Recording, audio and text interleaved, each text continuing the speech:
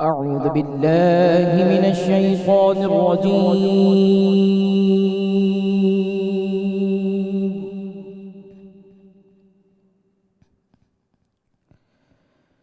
بسم الله الرحمن الرحيم.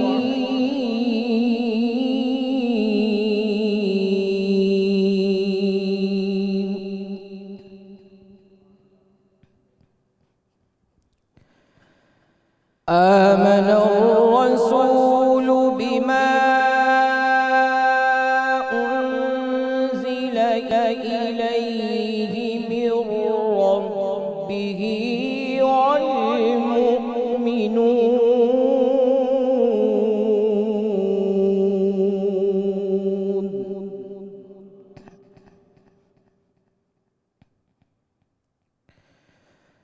كل آمن بالله وملائكته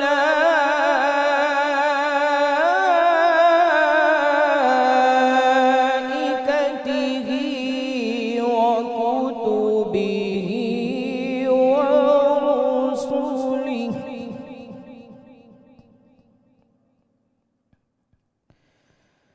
لا نفرق بين أحد من رسله وقالوا سمعنا وأطعنا غفرانك ربنا وإليك المصير.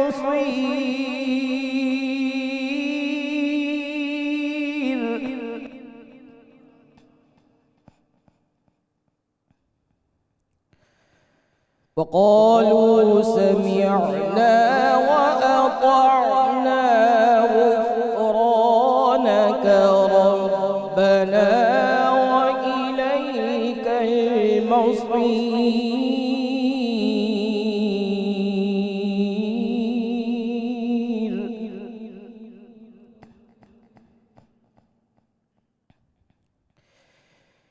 لا نفرق بين أحد من رسله وقالوا سمعنا وأطعنا غفرانك ربنا وإليك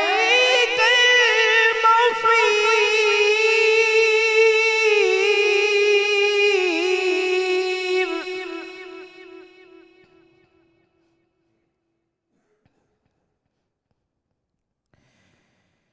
لا يكلف الله نفسا إلا وسعها لها ما كسبت وعليها ما اكتسبت.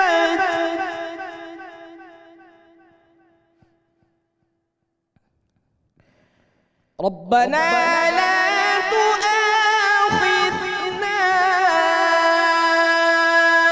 إن نسينا أو أخطأنا.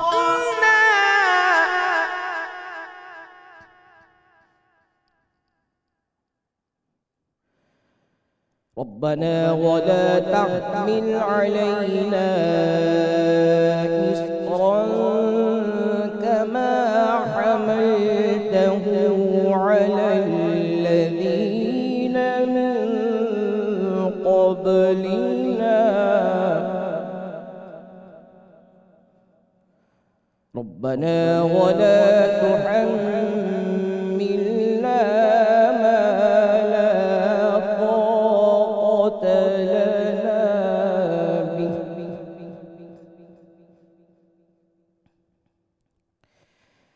واعف عنا واغفر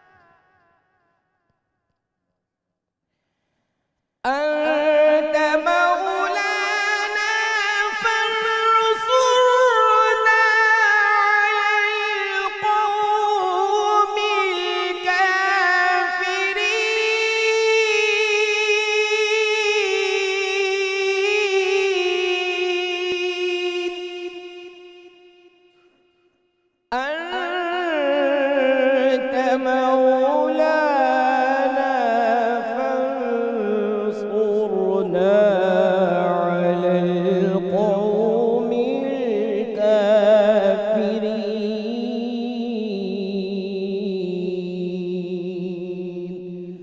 صدق الله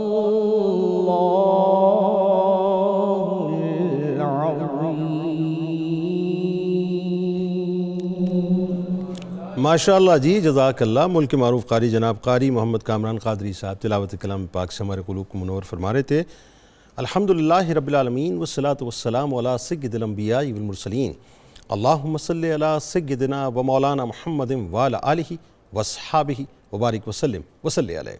دنیا کے تمام دیکھنے والوں کو، تمام چاہنے والوں کو، تمام پیار کرنے والوں کو، اور جہاں جہاں تک اس وقت میری آواز کو سنا اور مجھے دیکھا جا رہا ہے، جنید اقبال کی جانب سے انتہائی محبت کے ساتھ السلام علیکم. ایک بار پھر ناظرین، آپ کو میں رحمت رمضان کی خصوصی براہ راست نشریات میں سحری کے اس انتہائی پر رونق موقع پر دل کی عطا گہرائیوں سے خوش آمدید کہتا ہوں. اور صاحب، دیکھتے ہی دیکھتے آج 12ویں سحری آ گئی. رحمت کا عشرہ ہمارے درمیان سے جدا ہو چلا، مغفرت کا عشرہ آ بھی گیا، مغفرت کے عشرے کی ابتدا بھی ہو چکی، اور آج ہم انشاءاللہ اپنی 12ویں سحری اختیار کریں گے. ایک جملہ عرض کرنا چاہتا ہوں صاحب آپ سے. زندگی کا تو کسی کو کچھ نہیں پتہ کیا ہے کیا نہیں، لیکن یہ لمحات اتنے پیارے، اتنے حسین ہیں کہ اللہ کی رحمت کروڑا بار جو ہے ہم پر برستی ہے. ہمیں معلوم ہی نہیں صاحب کی کتنی برستی ہے، ان گنت برستی ہے. اس برستی ہوئی رحمت کی برکھا میں اپنے آپ کو، پورے اپنے وجود کو بھگو دیجئے صاحب، بھگو دیجئے، تر کر دیجئے. یقین مانیے میں آپ کو بتاؤں، اس رمضان کو اگر ہم سمجھ لینا کہ رمضان ہے کیا، تو واللہ باللہ تاللہ ہم اللہ سے یہ دعا کریں گے کہ یا اللہ یہ مہینہ کبھی جائے نہ، پورا برس ہی رمضان ہونا چاہیے. انعام ہے، اس انعام سے انعامات کی بارش کو وصول کر لیجئے. اور آئیے ہمارے ساتھ آج آپ جڑے رہیں گے ضرور انشاءاللہ، کیونکہ آج کا پروگرام بڑا ہی عشق سے بھرپور پروگرام ہوگا، کیونکہ آج دوسری صدی ہجری کے انتہائی روشن اور تابناک علمی اور روحانی ستارے کی بارگاہ میں ہم نے مل کے چلنا ہے، جو بیک وقت علمی میدان کے سالار بھی تھے، روحانی دنیا کے مہکار بھی تھے، اور میدان جہاد کے شہسوار بھی تھے، جنہوں نے امام اعظم امام ابو حنیفہ رحمۃ اللہ علیہ اور حضرت سفیان ثوری رحمۃ اللہ علیہ سے فیضان حاصل کیا، جن کو سفیان ثوری رحمۃ اللہ علیہ جیسے محدث و فقیہ استاد ہونے کے باوجود، غور کیجئے گا، استاد ہونے کے باوجود عالم الآفاق مانتے تھے. یعنی ایک طرف حضرت سفیان ثوری رحمۃ اللہ علیہ آپ کے استاد تھے، اور کسی حوالے سے آپ کے شاگرد بھی تھے، اور جو اپنے مقام و مرتبے کے اعتبار سے اکابرین امت میں حدیث میں امیر المومنین کہلاتے تھے. ایک جملہ میں اور مزید گفتگو کو آگے بڑھانے سے پہلے عرض کرنا چاہتا ہوں.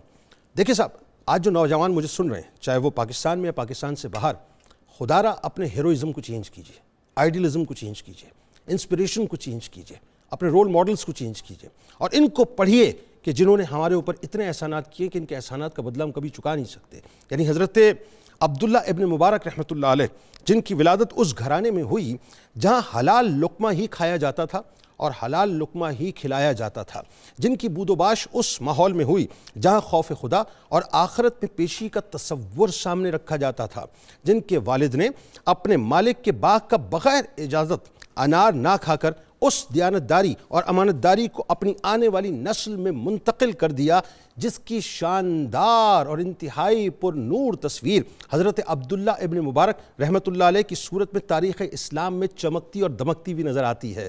ناظرین کرام، حضرت عبداللہ ابن مبارک رحمۃ اللہ علیہ اپنے دور کی انتہائی شاندار، بے مثل و بے مثال ہستی تھے. علم کی طلب آپ رحمۃ اللہ علیہ کا خاصہ تھی. 20 سال کی عمر میں تحصیل علم کا آپ نے آغاز فرمایا اور علم کی پیاس مٹانے کے لیے دور دراز علاقوں کا سفر کیا. علم حاصل کرنے کا شوق اس حد تک غالب تھا کہ آپ رحمۃ اللہ علیہ نے حرمین شریفین، شام، مصر، عراق، الجزیرہ، خراسان، یعنی ان تمام ممالک کے اندر جو علمی مرکز تھے ان کا باقاعدہ سفر کیا. وہاں کے جلیل القدر ائمہ حدیث و فقہ سے باقاعدہ آپ فیضیاب ہوئے. مطلب یہ ہوا ناظرین، مطلب یہ ہوا کہ آپ رحمۃ اللہ علیہ کا ذرا آپ لیول کا اندازہ تو کیجئے. وہ ایک جملہ ہمارے ڈاکٹر شبیر جامی صاحب کہتے ہیں نا، لیول تو چیک کیجئے، تو ذرا ان کا لیول تو چیک کیجئے کہ آپ کے شیوخ کی تعداد کے حوالے سے آپ خود فرمایا کرتے ہیں کہ میں نے 4000 شیوخ سے علم کو جمع کیا، لیکن روایت صرف 1000 شیوخ سے کرتا ہوں. بلکہ یہ آپ رحمۃ اللہ علیہ کی علمی پیاس تھی جس کی وجہ سے آپ رحمۃ اللہ علیہ مرو سے بغداد آئے اور وہاں آ کر امام ابو حنیفہ رحمۃ اللہ علیہ کی صحبت اختیار کی اور مدت تک ان سے آپ نے اکتساب علم بھی کیا اور ظاہری و باطنی فیض بھی حاصل کیا۔ حضرت عبداللہ ابن مبارک رحمۃ اللہ علیہ امام اعظم امام ابو حنیفہ رحمۃ اللہ علیہ کے مشہور شاگردوں میں سے تھے، اور حضرت امام اعظم امام ابو حنیفہ رحمۃ اللہ علیہ کے ساتھ ان کا ایک خاص خلوص کا اور اخلاص کا معاملہ تھا، اور ان کو اس بات پر برملا اعتراف کرنا پڑتا تھا کہ جو کچھ مجھے حاصل ہوا ہے وہ امام اعظم امام ابو حنیفہ رحمۃ اللہ علیہ اور حضرت سفیان ثوری رحمۃ اللہ علیہ سے باقاعدہ ان سے فیض میں نے حاصل کیا ہے۔ یوں کہیے کہ آپ رحمۃ اللہ علیہ کے ذریعے سے امام اعظم امام ابو حنیفہ رحمۃ اللہ علیہ اور حضرت سفیان ثوری رحمۃ اللہ علیہ کا باقاعدہ فیضان امت تک منتقل ہوا۔ ایک اور کمال کی بات ناظرین آپ کو بتاؤں کہ آپ کی ہستی یہ ہے کہ جس قدر آپ رحمۃ اللہ علیہ نے بے شمار اور مختلف ائمہ سے اکتساب فیض کیا، اسی طرح نامور علماء اور فقہا نے بھی آپ رحمۃ اللہ علیہ سے استفادہ کیا۔ ناظرین کرام، حضرت عبداللہ ابن مبارک رحمۃ اللہ علیہ کی شخصیت ایسی ہماگیر شخصیت تھی کہ دیکھنے والا شخصیت کے سمندر کی گہرائی میں مکمل طور پر کھو جاتا تھا، یعنی وہ رہ ہی نہیں سکتا تھا آپ سے متاثر ہوئے بغیر۔ آپ رحمۃ اللہ علیہ اپنے عہد کے عدیم المثال محدث و فقیہ تھے۔ آپ رحمۃ اللہ علیہ کا دامن علوم ظاہری اور علوم باطنی سے مکمل طور پہ بھرا ہوا تھا، اس سے منور تھا۔ آپ کی شخصیت جامع العلوم کی مصداق تھی۔ آپ رحمۃ اللہ علیہ محدث و فقیہ ہونے کے ساتھ ساتھ ادب میں، نحو میں، لغت میں، فصاحت میں اور شعر میں بھی کمال مہارت رکھتے تھے۔ اللہ تعالیٰ نے آپ رحمۃ اللہ علیہ کو بے شمار خوبیوں اور کمالات سے نوازا تھا۔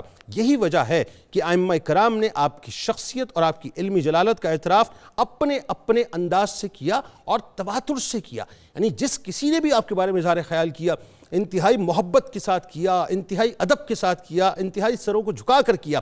حضرت اسماعیل بن عیاش رحمۃ اللہ علیہ پکار اٹھے کہ عبداللہ ابن مبارک رحمۃ اللہ علیہ جیسا زمین پر کوئی نہیں ہے۔ ناظرین کرام، حضرت عبداللہ ابن مبارک رحمۃ اللہ علیہ کی زندگی عبادت، تہجد گزاری، شب بیداری، کثرت روزہ اور خوف الہی کے ساتھ مزین تھی۔ ابن مبارک رحمۃ اللہ علیہ کا عبادات میں بھی عجیب و غریب سا حال تھا صاحب، عجیب و غریب سا۔ اچھا، یہ جو اللہ والے ہوتے ہیں نا صاحب، ان کا معاملہ ہی عجیب ہوتا ہے۔ یہ اللہ والے ہوتے ہیں نا تو ان کا معاملہ ہی عجیب ہوتا ہے۔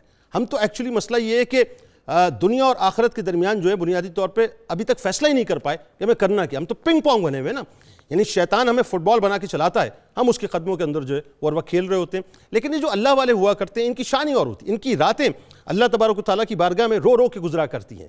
یہ اپنے آنسوؤں کو بہا بہا کر اللہ تبارک و تعالیٰ کو راضی کیا کرتے ہیں۔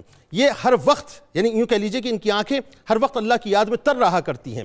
یہ آنسو بہا بہا کے اپنے رب کو اس طرح سے راضی کرتے ہیں کہ اے پروردگار تو ہم سے راضی ہو جا، وہ جو جہنم کی رار ہے اس کو ہم برداشت نہیں کر پائیں گے۔ یعنی ایک طرف تو وہ جہنم کی نار کو ٹھنڈا کرتے ہیں اور دوسرا اللہ تبارک و تعالیٰ کی رضا کو حاصل کرتے ہیں۔ یعنی آپ کا عالم یہ تھا صاحب کہ آپ راتوں کو روتے تھے، اس حد تک روتے تھے کہ آپ کی مبارک داڑھی تر ہو جایا کرتی تھی، اور کثرت عبادات کی وجہ سے ابن مبارک رحمۃ اللہ علیہ کو اللہ تبارک و تعالیٰ نے وہ مقام دیا تھا کہ آقا کریم صلی اللہ علیہ وآلہ وسلم کے ساتھ ایک خاص قسم کا آپ کا تعلق قائم ہو گیا تھا۔ اور کیوں نہ ہوتا صاحب، یہ جو عشق کی راہ کے مسافر ہوا کرتے ہیں نا، ان کا معاملہ ہی اور ہوتا ہے۔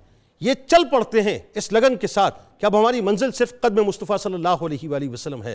تو عجیب انہوں نے تعلق قائم کیا تھا کہ جہاں آپ رحمۃ اللہ علیہ روحانی طور پر رسول کریم صلی اللہ علیہ وآلہ وسلم اور آپ صلی اللہ علیہ وآلہ وسلم کے اصحاب کی باقاعدہ مائیت میں رہا کرتے تھے، یعنی آپ رحمۃ اللہ علیہ کی لائف ایک ایسی آئیڈیل لائف تھی ناظرین کہ وقت کے بڑے بڑے علماء ان کے طریقے پر زندگی گزارنے کو فخر محسوس کرتے تھے اور کوشش کرتے تھے۔ یعنی حضرت سفیان ثوری رحمۃ اللہ علیہ استاد تھے، لیکن اس کے باوجود بھی ایک با کمال شخصیت کو اپنے شاگرد کی صورت میں دیکھ کر ہی کہتے تھے کہ میری خواہش ہے کہ میری تمام عمر میں سے صرف ایک سال میں عبداللہ ابن مبارک رحمۃ اللہ علیہ کے طریقے پر گزار لوں، مگر میں اس پر قادر نہ ہو سکا۔ ذرا سوچئے صاحب کہ اللہ تعالیٰ نے عبداللہ ابن مبارک رحمۃ اللہ علیہ کو کیا مقام عطا کیا تھا۔ حضرت عبداللہ ابن مبارک رحمۃ اللہ علیہ ناظرین کمال درجے کے فصیح و بلیغ تھے۔ یہی وجہ ہے کہ ابن جریح فرماتے ہیں کہ میں نے آپ سے زیادہ فصیح کسی عراقی کو نہیں دیکھا۔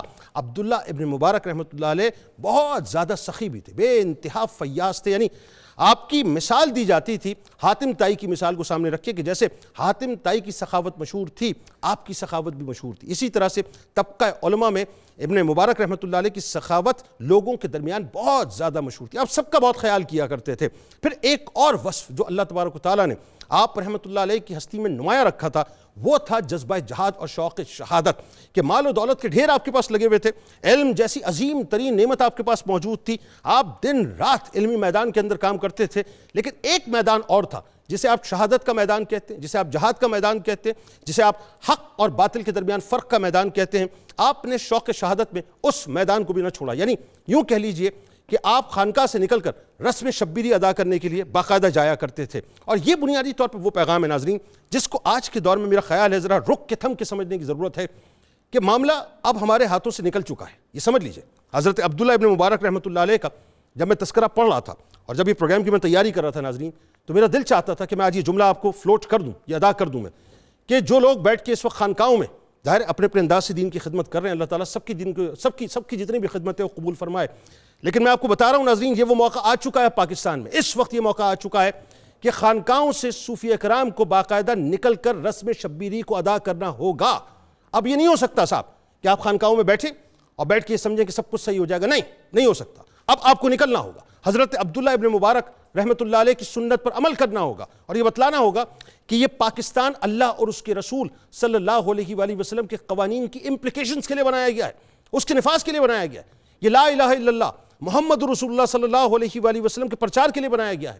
یہ پاکستان، اس کا آئین قرآن اور سنت کی روشنی میں ہوگا، اسے کسی بھی قسم کی لبرلزم یا سیکولرزم کی نظر نہیں کیا جا سکتا۔ انٹرنیشنل قوتیں یا انٹرنیشنل طاقتیں جو کچھ بھی کرنا چاہیں، بین الاقوامی طور پر جتنی بھی سازش بنت کریں، ذہن میں رکھیے گا آپ کو یہ نکل کے بتانا ہوگا صاحب کہ اس پاکستان کو بنایا صوفیہ کرام نے تھا، پیر جماعت علی شاہ علیہ رحمہ، پیر آف مانکی شریف رحمۃ اللہ علیہ، یہ ساری وہ شخصیات تھیں جو قائد اعظم کے دائیں بائیں کھڑی ہوئی تھی رحمۃ اللہ علیہ کے، اور انہوں نے بتلایا تھا کہ رسم شبیری اگر پاکستان کو بناتے وقت ہم نے ادا کی ہے تو آج پاکستان کو نظریاتی طور پہ اس کی حدود کو بچانے کے لیے ایک بار پھر آپ کو رسم شبیری ادا کرنی ہوگی۔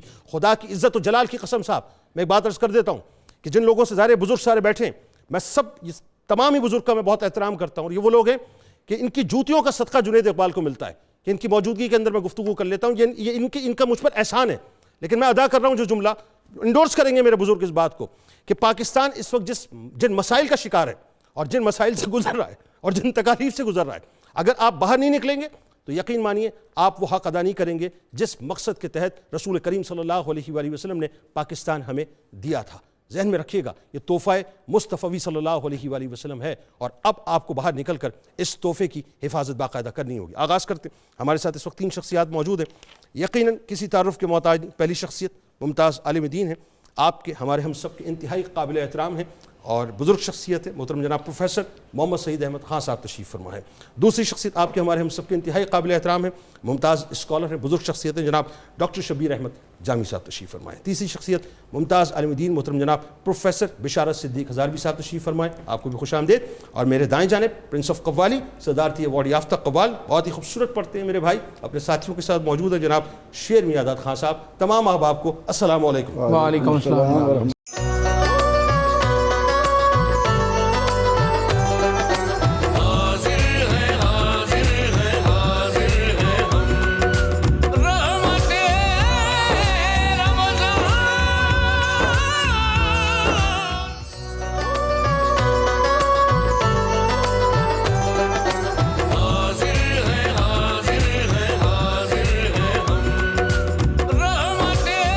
جناب ایک بار پھر میں آپ کو خوش آمدید کہتا ہوں، اور آئیے آغاز کرتے ہیں رحمت رمضان کی اس خصوصی براہ راست شریعت میں ساری کے اس حسین سے موقع پر حضرت عبداللہ ابن مبارک رحمۃ اللہ علیہ کے تذکرے کو۔ اور یہ ظاہر یہ جو آغاز ہے ناظرین ذہن میں رکھیے گا، حضرت عبداللہ ابن مبارک رحمۃ اللہ علیہ وہ ہستی ہیں کہ جن کو اگر آپ صحیح طور سے سمجھ گئے نا، آپ یقین مانیے، میں آپ کو دعوے سے بات عرض کر رہا ہوں، نوجوان اپنی زندگی کی صحیح سمت کا تعین کر سکیں گے کہ ایکچوئل ہمیں زندگی گزارنی کیسے چاہیے۔ پروفیسر صاحب، حضرت عبداللہ ابن مبارک رحمۃ اللہ علیہ کے بنیادی تعارف سے آغاز کیجئے، لوگوں کو بتائیے، اور ابتدائی میں وہ جو واقعہ ہے نا آپ رحمۃ اللہ علیہ کے تقوی، اپنے والد کے تقوی کا، ان کی دیانت داری کا، ان کی امانت داری کا، اور خاص طور پر اس کے بعد جو ظاہر نکاح کا معاملہ ہے، یہ ذرا لوگوں کو بتائیے صاحب کیا ہے۔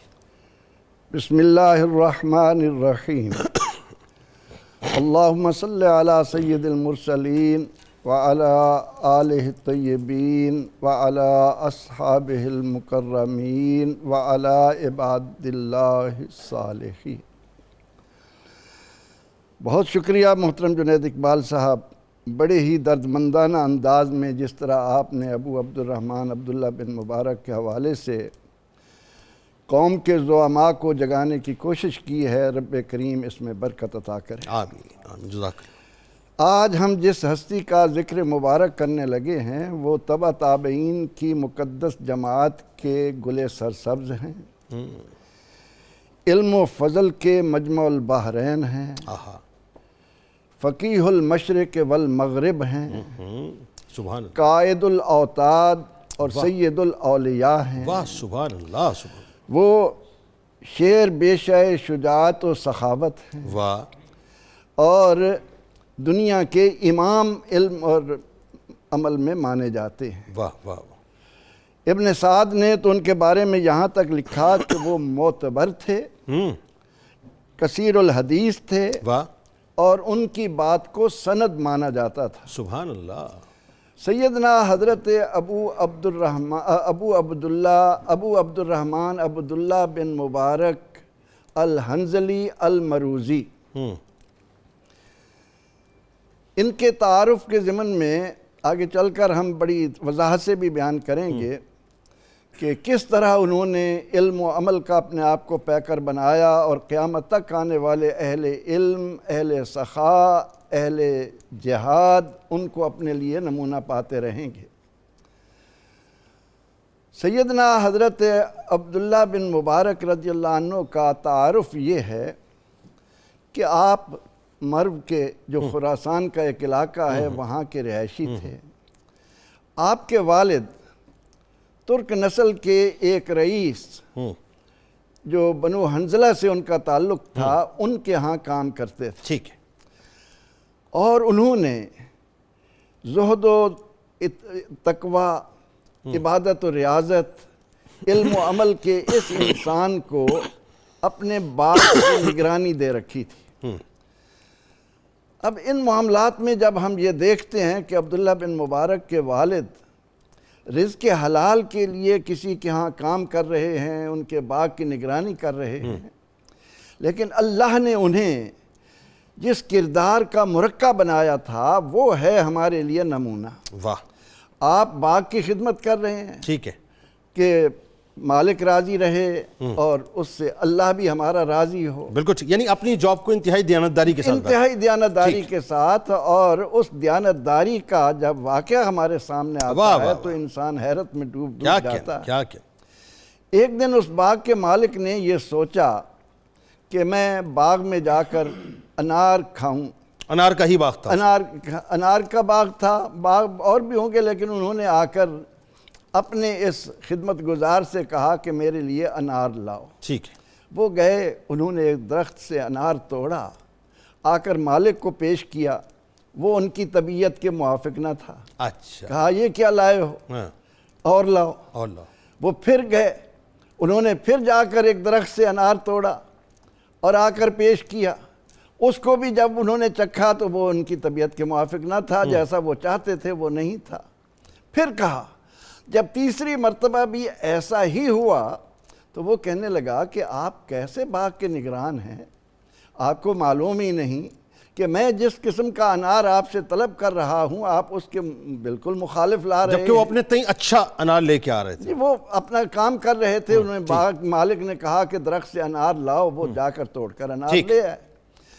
اس کے بعد جب انہوں نے یہ بات کہی کہ آپ کس طرح نگرانی کر رہے ہیں، تو اس کے جواب میں عبداللہ بن مبارک رضی اللہ عنہ کا جواب آب زر سے لکھنے کے قابل ہے۔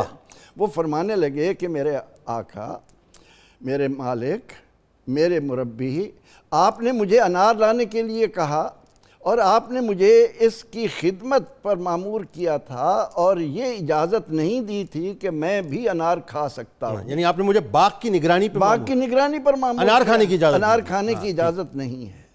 یہ ہے وہ بات جو بنیادی طور پر نبی اکرم رحمت عالم صلی اللہ علیہ وسلم کی تعلیمات میں خلفائے راشدین نے دی اور عمر بن عبدالعزیز جیسے نے امت کو عطا کی۔ واہ واہ، اب وہ حیران ہوئے، اور بڑے خوش ہو گئے کہ یہ اتنا اچھا میرا مالی ہے، باغ کا نگران ہے، کہ اس نے آج تک کسی درخت کے پھل کو توڑ کر چکھا ہی نہیں، اس نے اس طرف دھیان ہی نہیں دیا کہ باغ میرے سپرد ہے، میں اس سے اپنے من کو بھی خوش کروں، مالک کو بھی خوش کروں۔ بالکل ٹھیک ہے۔ اب مالک نے ان کی قدر و منزلت کی، ٹھیک، یہ نہیں کیا کہ اتنا اجڑ آدمی ہے، تیرے میرے پاس رہنے کی کیا ضرورت ہے، نہیں، وہ بھی مردم شناس تھا۔ ہاں، وہ دیانتداری اور امانتداری کو امانتداری کو اس نے اہمیت دی، یہ بات، اور امانت اور دیانت ہی تو مسلم قوم کا ایک طرح امتیاز ہیں۔ ہمارے پیغمبر رحمت صلی اللہ علیہ وسلم نے اعلان نبوت سے قبل دیانت اور صداقت میں، امانت میں شہرت پا کر پھر نبوت کا آغاز کیا، بتایا کہ کوئی بھی امت ترقی کی راہ امانت اور دیانت کے تقاضوں کو مد نظر رکھے بغیر طے ہی نہیں کر سکتے۔ کمال یہ ہے کہ اس اعتبار سے معاشرے کی کنسٹرکشن کی کہ دشمن پکارتے تھے کہ آپ صادق اور امین۔ واہ!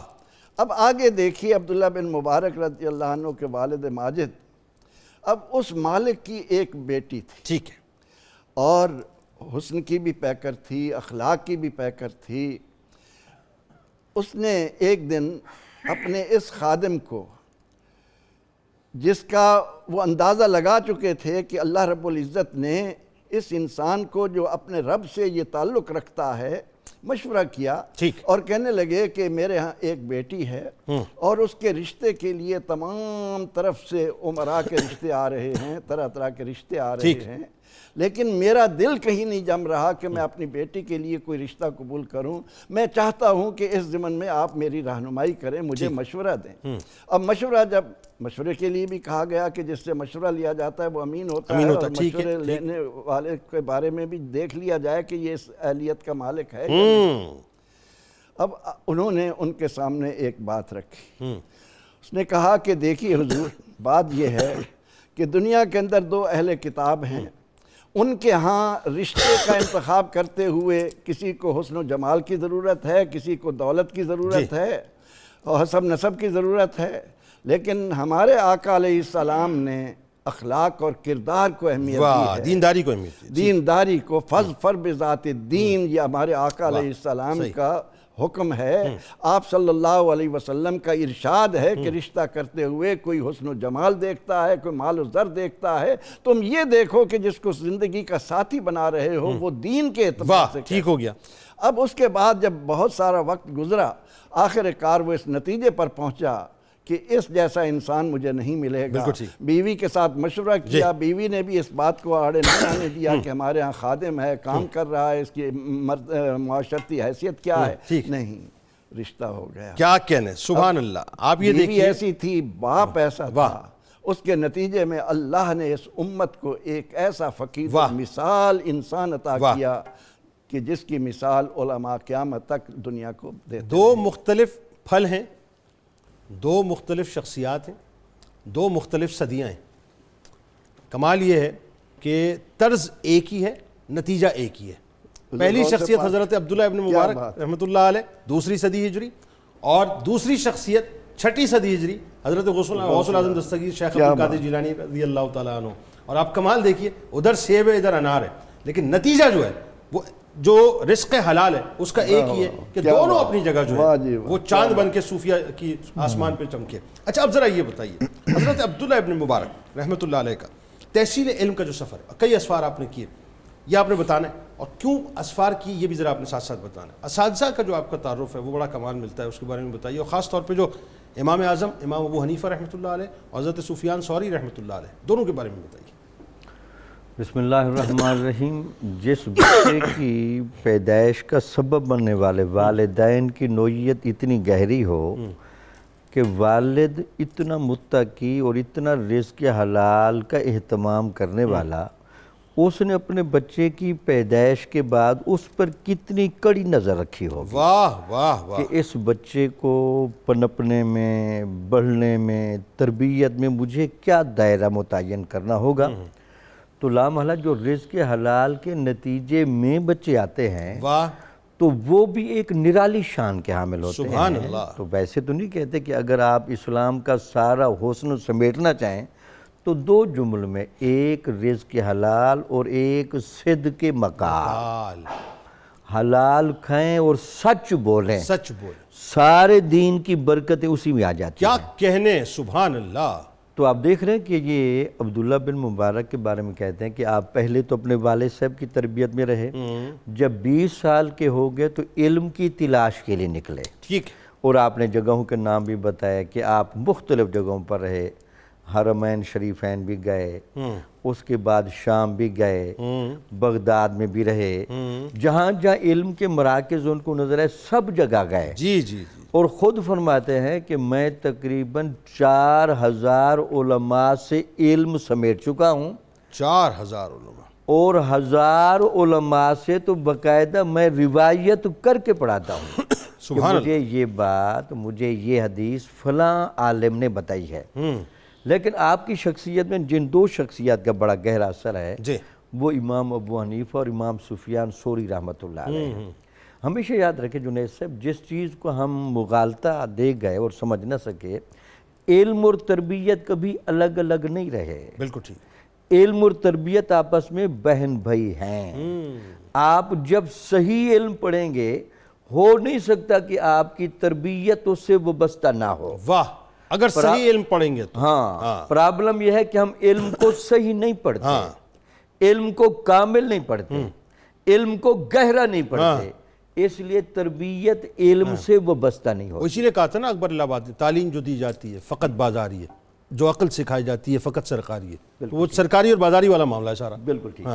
تو آپ چونکہ جب علم کے تمام سوتے دیکھ رہے تھے، قرآن پڑھ رہے تھے، حدیث پڑھ رہے تھے، مسائل سن رہے تھے، تو آپ کی یہ شخصیت کی دقت نظر لگتی ہے کہ امام ابو حنیفہ رحمۃ اللہ علیہ جیسے تبحر علم والا بندہ، واہ، جن کو داتا صاحب رحمۃ اللہ علیہ امام الائمہ، واہ، سراج الامہ کے لقب سے یاد کریں، واہ، سبحان اللہ، اور پھر داتا صاحب رحمۃ اللہ علیہ نے امام ابو حنیفہ کے بارے میں خواب کشف الماجوب میں بیان کیا ہے، اس کی لطافت کا آپ اندازہ لگا سکتے ہیں۔ بتائیے۔ وہ کہتے ہیں ایک دفعہ میں حضرت بلال رضی اللہ تعالیٰ عنہ کے بازار پر مراقب تھا، تو مجھے وہاں نیند سے آ گئی، تو میں خواب میں دیکھتا ہوں کہ حضور نبی اکرم صلی اللہ علیہ وسلم تشریف لے ہیں، اور آپ کے ہاتھ میں ایک بچہ ہے جس کے ساتھ آپ کھیل رہے ہیں۔ اللہ، تو میں بھاگتے ہوئے دوڑ کر آپ کے قدموں سے لپٹا اور ادب بجا، یا رسول اللہ یہ کون ہے؟ تو آپ نے فرمایا کہ یہ آپ کا امام ابو حنیفہ ہے، جس کو میں اپنے ہاتھوں کی حفاظت دے رہا ہوں۔ اللہ اکبر، اللہ، اس سے اندازہ لگائیں کہ جس کے مقام کے بارے میں داتا صاحب جیسے بندے کو یہ دکھایا جائے تو اس امام ابو حنیفہ کا کیا مقام و مرتبہ ہوگا۔ یہی تو وجہ ہے کہ فقہ حنفی کا اب بھی پوری دنیا میں راج ہے، اس کا سکہ چلتا ہے جو قرآن پر، حدیث پر، اجماع پر اور تدبر پر مبنی ہے۔ تو امام ابو حنیفہ کے پاس کثرت کے ساتھ آتے جاتے تھے، اور 2 برس امام ابو حنیفہ رحمۃ اللہ علیہ کے، کہ اگر امام جعفر صادق علیہ السلام کے نہ ملتے تو امام ابو حنیفہ جو ہے وہ ہلاک ہو جاتا، وہ ہلاک ہو جاتا۔ بالکل ٹھیک، مگر براہ راست جو ہے اہل بیت کا فیضان آپ اہل بیت کا فیضان۔ اس کے بعد پھر سفیان ثوری رحمۃ اللہ علیہ سے داؤدی رحمۃ اللہ علیہ کہتے ہیں کہ امام ابو حنیفہ پڑھاتے اس طرح تھے کہ ایک دفعہ انہوں نے صرف ایک جملہ ادا کیا، داؤدی کہتے ہیں، اور ہماری انہوں نے چیخیں نکلوا دیں کہ یہ جو علم ہے یہ پڑھنے کے لیے نہیں ہے، یہ برتنے کے لیے ہے، تو لہٰذا تم مجھ سے جو پڑھ رہے ہو اس کے مطابق تم نے اپنے آپ کو ڈھالنا ہے۔ اور وہ اس طرح بیان کرتے تھے کہ جو بھی بچہ ادھر آتا تھا وہ اس میں ڈھلتا تھا۔ تو لگتا ہے عبداللہ بن مبارک میں جو ایک روحانی ڈھلاؤ لگتا ہے، اس میں امام ابو حنیفہ کی تبلیغ کا گہرا اثر تھا۔ سبحان اللہ۔ اور سفیان ثوری رحمۃ اللہ علیہ کے بارے میں 2 روایتیں بڑی عجیب ملتی ہیں کہ وہ جب درس حدیث دیتے تھے اور حضور نبی اکرم صلی اللہ علیہ وسلم کا نام مبارک لیتے تھے تو ان کی آنکھیں محبت رسول کی وجہ سے آنسو برساتی تھی۔ اللہ، لوگ دیکھتے تھے کہ یار یہ بندہ حضور نبی اکرم صلی اللہ علیہ وسلم کے ساتھ کتنی محبت کرتا ہے، نام لیتے ہوئے اتنا گریا، پھر آپ کی بات کرتے ہوئے وجدانی کیفیت۔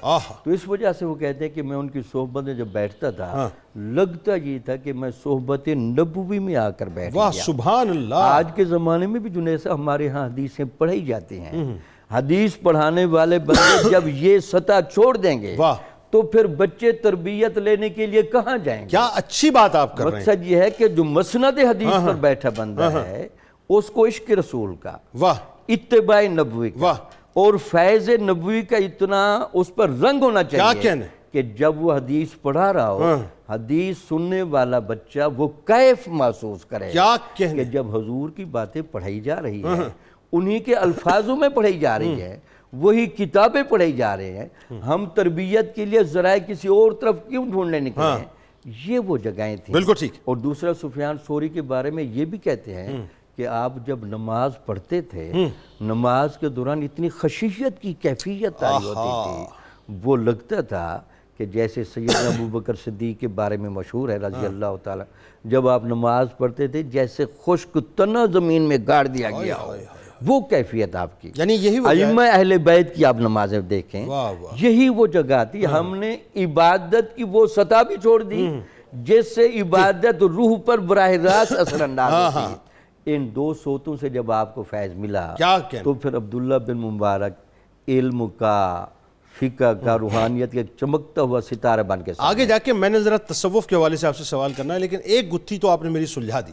وہ یہ کہ آپ یہ دیکھیے یہ جو دونوں ہستیوں سے آپ کو فیضان ملا، اس کا مطلب یہ ہوا کہ امام اعظم کی وجہ سے آپ علم کے جو شاہکار بنے کہ سفیان ثوری رحمۃ اللہ علیہ آپ کو عالم الافاق فرما رہے ہیں، اور سفیان ثوری رحمۃ اللہ علیہ کی وجہ سے آپ روحانیت کے افق پہ وہ چاند بنے کہ سرکار مدینہ صلی اللہ علیہ وآلہ وسلم اور صحابہ کی مائیت میں روحانی طور پہ رہا کرتے تھے اور اشکبار رہا کرتے تھے. تو وہ کیفیات دونوں جو ہیں مل گئی. اچھا اب ذرا یہ بتائیے حضرت عبداللہ ابن مبارک رحمۃ اللہ علیہ کا جو علمی مقام اور مرتبہ ہے، اور خاص طور پہ جو علم حدیث سے آپ کا شغف تھا، وہ ضرور بتائیں، اور جو شاگردوں کو جن کو آپ نے فیضیاب کیا ان کا مقام و مرتبہ. بسم اللہ الرحمن الرحیم والصلاة والسلام علی سید الانبیاء والمرسلین. جنید بھائی، عالم الافاق حضرت عبداللہ بن مبارک رضی اللہ تعالیٰ عنہ وہ شخصیت ہیں جن کے بارے میں ان کے معاصر علماء یہ کہا کرتے تھے کہ عبداللہ بن مبارک کا ذکر کثرت کے ساتھ کیا کرو، کیونکہ ان کے ذکر کے وقت اللہ کی رحمتوں کا نزول ہوتا ہے. آپ نے اپنے ایک سال کو 3 حصوں میں تقسیم کرتے تھے. سال کا ایک حصہ تجارت کے اندر، سال کا دوسرا حصہ درس و تدریس کے اندر، اور سال کا تیسرا حصہ میدان کارزار میں جہاد میں گزارتے تھے. اب دیکھیے یہ کتنا ایک خوبصورت شیڈول ہے علماء کے لیے اور طلباء کے لیے. آپ کے علمی مقام کو سمجھنے کے لیے ویسے تو اتنی بات بھی کافی ہے کہ جو سراج الامہ، امام الائمہ، کشف الغمہ، امام اعظم ابو حنیفہ رحمۃ اللہ علیہ کے شاگرد رشید ہوں تو ان کے علمی مقام کا عالم کیا ہوگا. آپ نے باقاعدہ کوئی علمی کلاس قائم نہیں کی، کوئی علمی حلقہ یا درس قائم نہیں کیا، لیکن اللہ نے حافظہ ایسا دیا تھا کہ آپ جس شہر کے اندر جاتے، جس ملک کے اندر جاتے، وہاں ہزاروں کی تعداد کے اندر لوگ تشنگان علم اپنے علمی سیرابی کے لیے آپ کی بارگاہ کے اندر حاضر ہوتے تھے. میں وہ ایک منظر آپ کے سامنے رکھنا چاہتا ہوں کہ آپ بغداد کے ایک نواحی قصبے رقہ کے اندر گئے، اور وہاں صورتحال یہ تھی کہ انہی دنوں کے اندر خلیفہ ہارون الرشید رقہ کے اندر موجود ہے، خیمہ زن ہے، حضرت عبداللہ ابن مبارک رضی اللہ تعالیٰ عنہ کی سواری وہاں سے گزری، تو وہاں ہزاروں لوگ آپ سے علم سیکھنے کے لیے، علمی فیضان کے حصول کے لیے آپ کے پیچھے اس طرح دوڑے کہ وہ اپنی جوتیاں بھی چھوڑ دی، برہنہ پاؤں آپ کی سواری کے پیچھے دوڑنے لگے. ان کے دوڑنے سے وہ جو گرد و غبار اڑی اور ایک شور بلند ہوا کہ عبداللہ بن مبارک رضی اللہ تعالیٰ عنہ سے علم سیکھنے کے لیے لوگ ان کی طرف لپک رہے ہیں. تو ہارون الرشید کی جو کنیز تھی وہ خیمے سے یہ سارا منظر دیکھ رہی تھی. انہوں نے سوال کیا کہ یہ کون ہے؟ تو جواب ملا یہ خراسان کے عالم ہے، عبداللہ بن مبارک رضی اللہ تعالیٰ عنہ کو کہا جاتا ہے. تو اس کنیز نے کہا کہ اصل بادشاہ تو یہ ہے، ہارون الرشید نہیں ہے، اصل بادشاہ یہ ہے. کیوں کہا؟ اس لیے کہ ان کی حکومت دلوں پر ہے، اور ان کے لیے لوگوں کو اعلان کر کے جمع نہیں کرنا پڑتا، بلکہ یہ جہاں جاتے ہیں یہ علم کی خوشبو لے کر جاتے ہیں. سبحان اللہ، جہاں جاتے ہیں وہاں مجلس لے کر جاتے ہیں. تو وہاں لوگ اپنی علمی پیاس کو بجھانے کے لیے ان کے پیچھے خود وہاں پہنچتے ہیں اور ان سے علم سیکھتے ہیں، علم پڑھتے ہیں، علم حاصل کرتے ہیں. جہاں تک آپ کے شاگردوں کی تعداد کا مسئلہ ہے تو امام ذہبی رحمۃ اللہ علیہ نے لکھا ہے کہ آپ کے شاگردوں کی اتنی کثیر تعداد ہے کہ جس کو شمار نہیں کیا جا سکتا. لیکن آپ کے تلامذہ اور شاگردوں کے حوالے سے کمال بات یہ ہے کہ آپ کے بعد تلامذہ وہ ہیں جو آپ کے اساتذہ بھی ہیں، آپ کے استاد بھی ہیں، جیسے حضرت سفیان ثوری اور حضرت عبد الرحمن مہدی، معمر بن راشد ابو اسحاق انفراری، یہ وہ شخصیات ہیں جو آپ کے استاد بھی ہیں اور آپ کے تلامذہ بھی ہیں۔ اچھا اب یہاں یہ بات سمجھنا ضروری ہے کہ استاد ہیں تو شاگرد کیسے ہوئے؟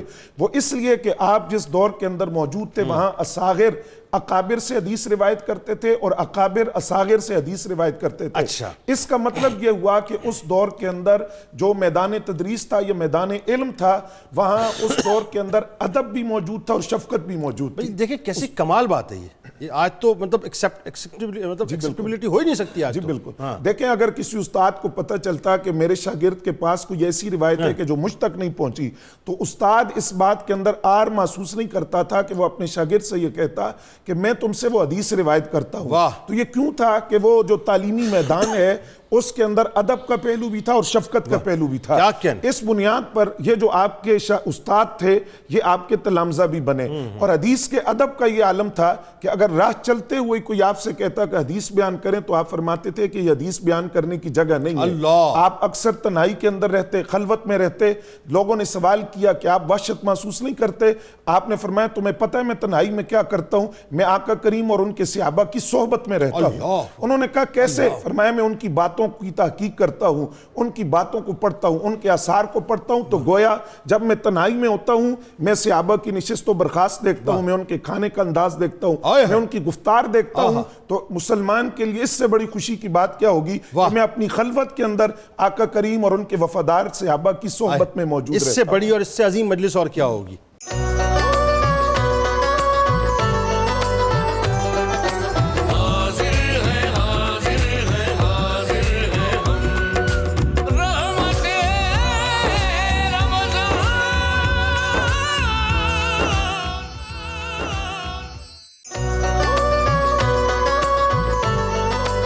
جناب ایک بار پھر میں آپ کو خوش آمدید کہتا ہوں رحمت رمضان کی براہ راست نشریات میں سحری کے اس حسین سے موقع پہ، اور انشاءاللہ آج ہم اپنی 12ویں سحری اختیار کریں گے۔ آئیے ذرا سلسلے کو وہیں سے جوڑتے ہیں۔ حضرت عبداللہ ابن مبارک رحمۃ اللہ علیہ کا تذکرہ پاک ہے۔ بس کچھ لمحوں میں انشاءاللہ آپ کے لیے میں اس محفل کے دروازے بھی کھولوں گا۔ دنیا میں آپ کہیں بھی بستے ہو، کسی بھی ملک، کسی بھی شہر، کسی بھی گلی میں، کسی بھی گھر میں، ایک ٹیلی فون کال کے ذریعے آپ انشاءاللہ میں جوائن کر سکیں گے۔ آپ سلسلے کو وہیں سے جوڑ دیجیے۔ اب آئیے ذرا ایک اور پہلو کی طرف دیکھتے ہیں کہ ائمہ امت کی جانب سے جس انداز سے حضرت عبداللہ ابن مبارک رحمۃ اللہ علیہ کے علمی مقام کا نہ صرف اعتراف کیا گیا بلکہ آپ کو خراج تحسین بھی پیش کیا گیا، بتائیے ذرا۔ اس میں کوئی شک نہیں کہ عبداللہ ابن مبارک رضی اللہ تعالی عنہ اپنے دور کے ایسے علمی فضائل، اپنے اندر علمی خصائل جمع کرنے والے ہیں کہ جس دور میں ان کا مطالعہ کیا وہ ان کے کمال کا معترف ہوئے بغیر نہ رہ سکا۔ واہ!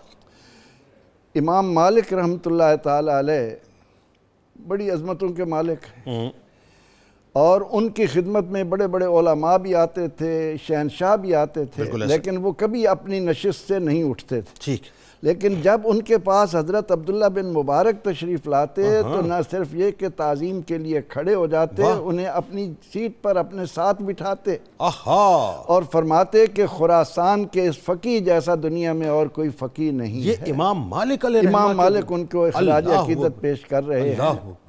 امام احمد بن حنبل رحمۃ اللہ علیہ ان کے متعلق فرماتے ہیں کہ ابن مبارک کے زمانے میں ان سے زیادہ علم کا حریص ہمیں اور کوئی نظر نہیں آتا۔ سبحان اللہ! جس طرح وہ علم کی تحصیل اور جستجو میں لگے رہتے تھے اس وقت اور کوئی ایسا نہ تھا۔ اور سفیان بن عیینہ اور فضیل بن عیاض انہیں مشرق اور مغرب کا فقیہ قرار دیتے تھے۔ یہ بڑے بڑے علمی نام ہیں، یعنی ایسٹ و ویسٹ میں آپ کا جو ہے وہ اپنا سایہ تھا علم کا۔ ان باتوں کو سنتے ہوئے وہی محسوس کرے گا جسے علم سے شغف ہے۔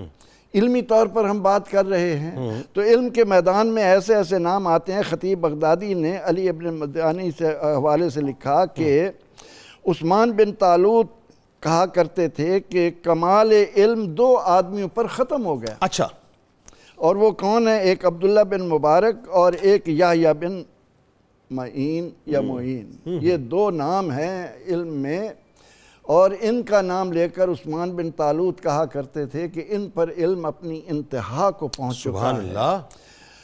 ہم آگے چل کر ہم امام نووی جن کی 40 آج تعلیمی اداروں میں پڑھائی جا رہی ہے، بڑے درجے کے عالم ہیں، وہ ان کے بارے میں ذکر کرتے ہیں کہ ابن مبارک کی امامت و جلالت پر سب کا اتفاق ہے، وہ تمام چیزیں امام کے اندر موجود تھیں اور ان کے ذکر سے نزول رحمت ہوتا تھا۔ واہ واہ واہ، سبحان اللہ۔ اس کا مطلب میں اگر یہ کہوں کہ اس وقت ان کا ذکر ہو رہا ہے، نزول رحمت ہو رہا ہے، اور جو سن رہے ہیں ان کے اوپر بھی جو ہے وہ نزول رحمت ہو رہی ہے۔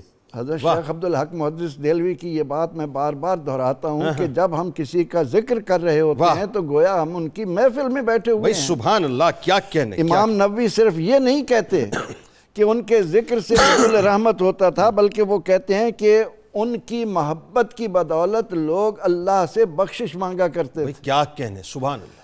امام ذہبی تذکرۃ الحفاظ میں ان کا تعارف اس طرح کراتے ہیں کہ ابن مبارک امام، حافظ، علامہ، شیخ الاسلام، فخر المجاہدین اور قدوۃ الزاہدین تھے۔ یہ انہیں خراج عقیدت پیش کر رہے ہیں امام ذہبی رحمۃ اللہ علیہ۔ سبحان اللہ۔ اور امام نسائی کہتے ہیں کہ ابن مبارک اپنے عہد میں علمی مرتبے اور تمام خصائل حمیدہ میں یکتا تھے۔ واہ۔ ابو اسحاق الفزاری کا قول ہے کہ عبداللہ بن مبارک تمام مسلمانوں کے امام ہیں۔ اللہ۔ ابن حجر عسقلانی کہتے ہیں کہ ابن مبارک ماہر حدیث اور حافظ الحدیث ہیں۔ واہ۔ یہ چند علماء ہیں۔ ان کے علاوہ جب ہم مطالعہ کرتے ہیں 20,000 روایات ہیں ان سے، 20,000 روایات۔ اور یہ حافظ الحدیث جب ہم ان کے ساتھ لگاتے ہیں تو یہ بات یاد رہے کہ اصطلاح میں حافظ حدیث اس کو کہا جاتا ہے کہ جسے 3 لاکھ احادیث زبانی یاد ہوں۔ اچھا۔ آپ کا چونکہ یہ مشغلہ تھا زبانی یاد ہوں، اور اس حفظ کا آپ کے حافظے کا کئی جگہ پر امتحان بھی لیا گیا۔ اچھا۔ ایک جگہ ایک جمعے میں شریک تھے اور جمعے میں خطیب نے بڑا زوردار خطبہ دیا۔ جب خطبے سے فارغ ہوئے تو جمعہ پڑھنے کے بعد فرمانے لگے کہ مجھے اس خطبے کا ایک ایک حرف آپ سن سکتے ہیں۔ واہ۔ اچھا۔ اور اسی مجمع میں ایک شخص ایسا تھا جس نے پورا خطبہ نہیں سنا تھا۔ اس نے کہا کہ حضور اگر کرم فرمائے تو سنا دیں۔ آپ نے اس کے کہنے پر اس خطبے میں جو کچھ سنا تھا ایک ایک لفظ سنا دیا۔ بھئی سبحان اللہ، ان کو سنا دیا۔ واہ۔ تو تمام امت کے علماء اس عالم با عمل کو، بات یہ ہے کہ خراج عقیدت کیوں پیش کیا جا رہا ہے کہ اللہ رب العزت نے انہیں زندگی کے تمام شعبوں میں کمال پر پہنچایا۔ سر میں تو ابھی آپ کی بات سن کے دنگ اس لیے رہ گیا، قطع کلام کی معذرت۔ بات یہ ہے کہ یہی بات اگر آپ قرآن پاک کے لیے فرمائیں نا تو عقل فوراً اس لیے تسلیم کر لیتی ہے کہ قرآن تو جیتا جاتا معجزہ ہے، اور قلب میں ایسے اترتا ہے کہ پھر وہ باقاعدہ جو ہے قلبی کا ہو کے رہ جاتا ہے اور زبان سے وہ بیان ہونا شروع ہو جاتا ہے۔ احادیث کا بھی معاملہ جو ہے وہ ایسا ہے کہ احادیث بھی لوگوں کے، لیکن کسی کا خطبہ یاد رکھنا، اس کا مطلب یہ ہوا اللہ تبارک و تعالیٰ نے آپ کو ایکسٹرا آرڈینری جو ہے وہ میموری عطا کی تھی۔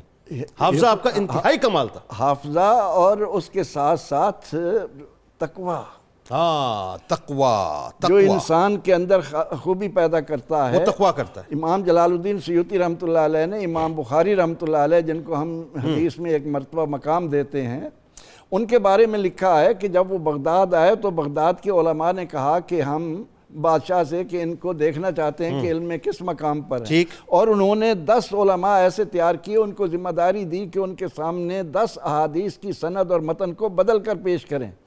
اب 10 علماء اس کے بعد جب وہ پیش کر چکے، ایک ایک سے سنا، کہا کوئی اور ہے تو وہ بھی سنا لے، لیکن جب وہ سب کہنے لگے جی ہم نے سنا دیا تو آپ کھڑے ہوئے۔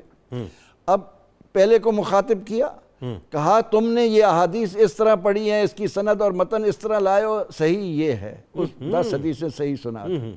دوسرے کو، تیسرے کو، چوتھے کو، سب کو 10 کے 10 کو جو انہوں نے حدیث ہیر پھیر کر کے سنائی تھی وہ بھی سنا دی اسی محفل میں، اور صحیح بھی سنا دی۔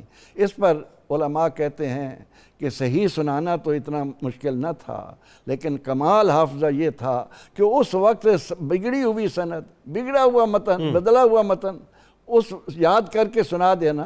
تو اللہ رب العزت امام شافعی رحمۃ اللہ علیہ سے جب کسی نے کہا کہ میرا حافظہ کمزور ہے میں کیا کروں، تو فرماتے ہیں کہ شکوت الی وکی سوء حفظی فاوصانی الی ترک المعاصی، میں نے اپنے استاذ کے سامنے اپنے حافظے کے کمزور ہونے کا شکوہ کیا تو انہوں نے کہا کہ گناہ ترک کر دو، گناہوں سے بچ جاؤ۔ کیوں؟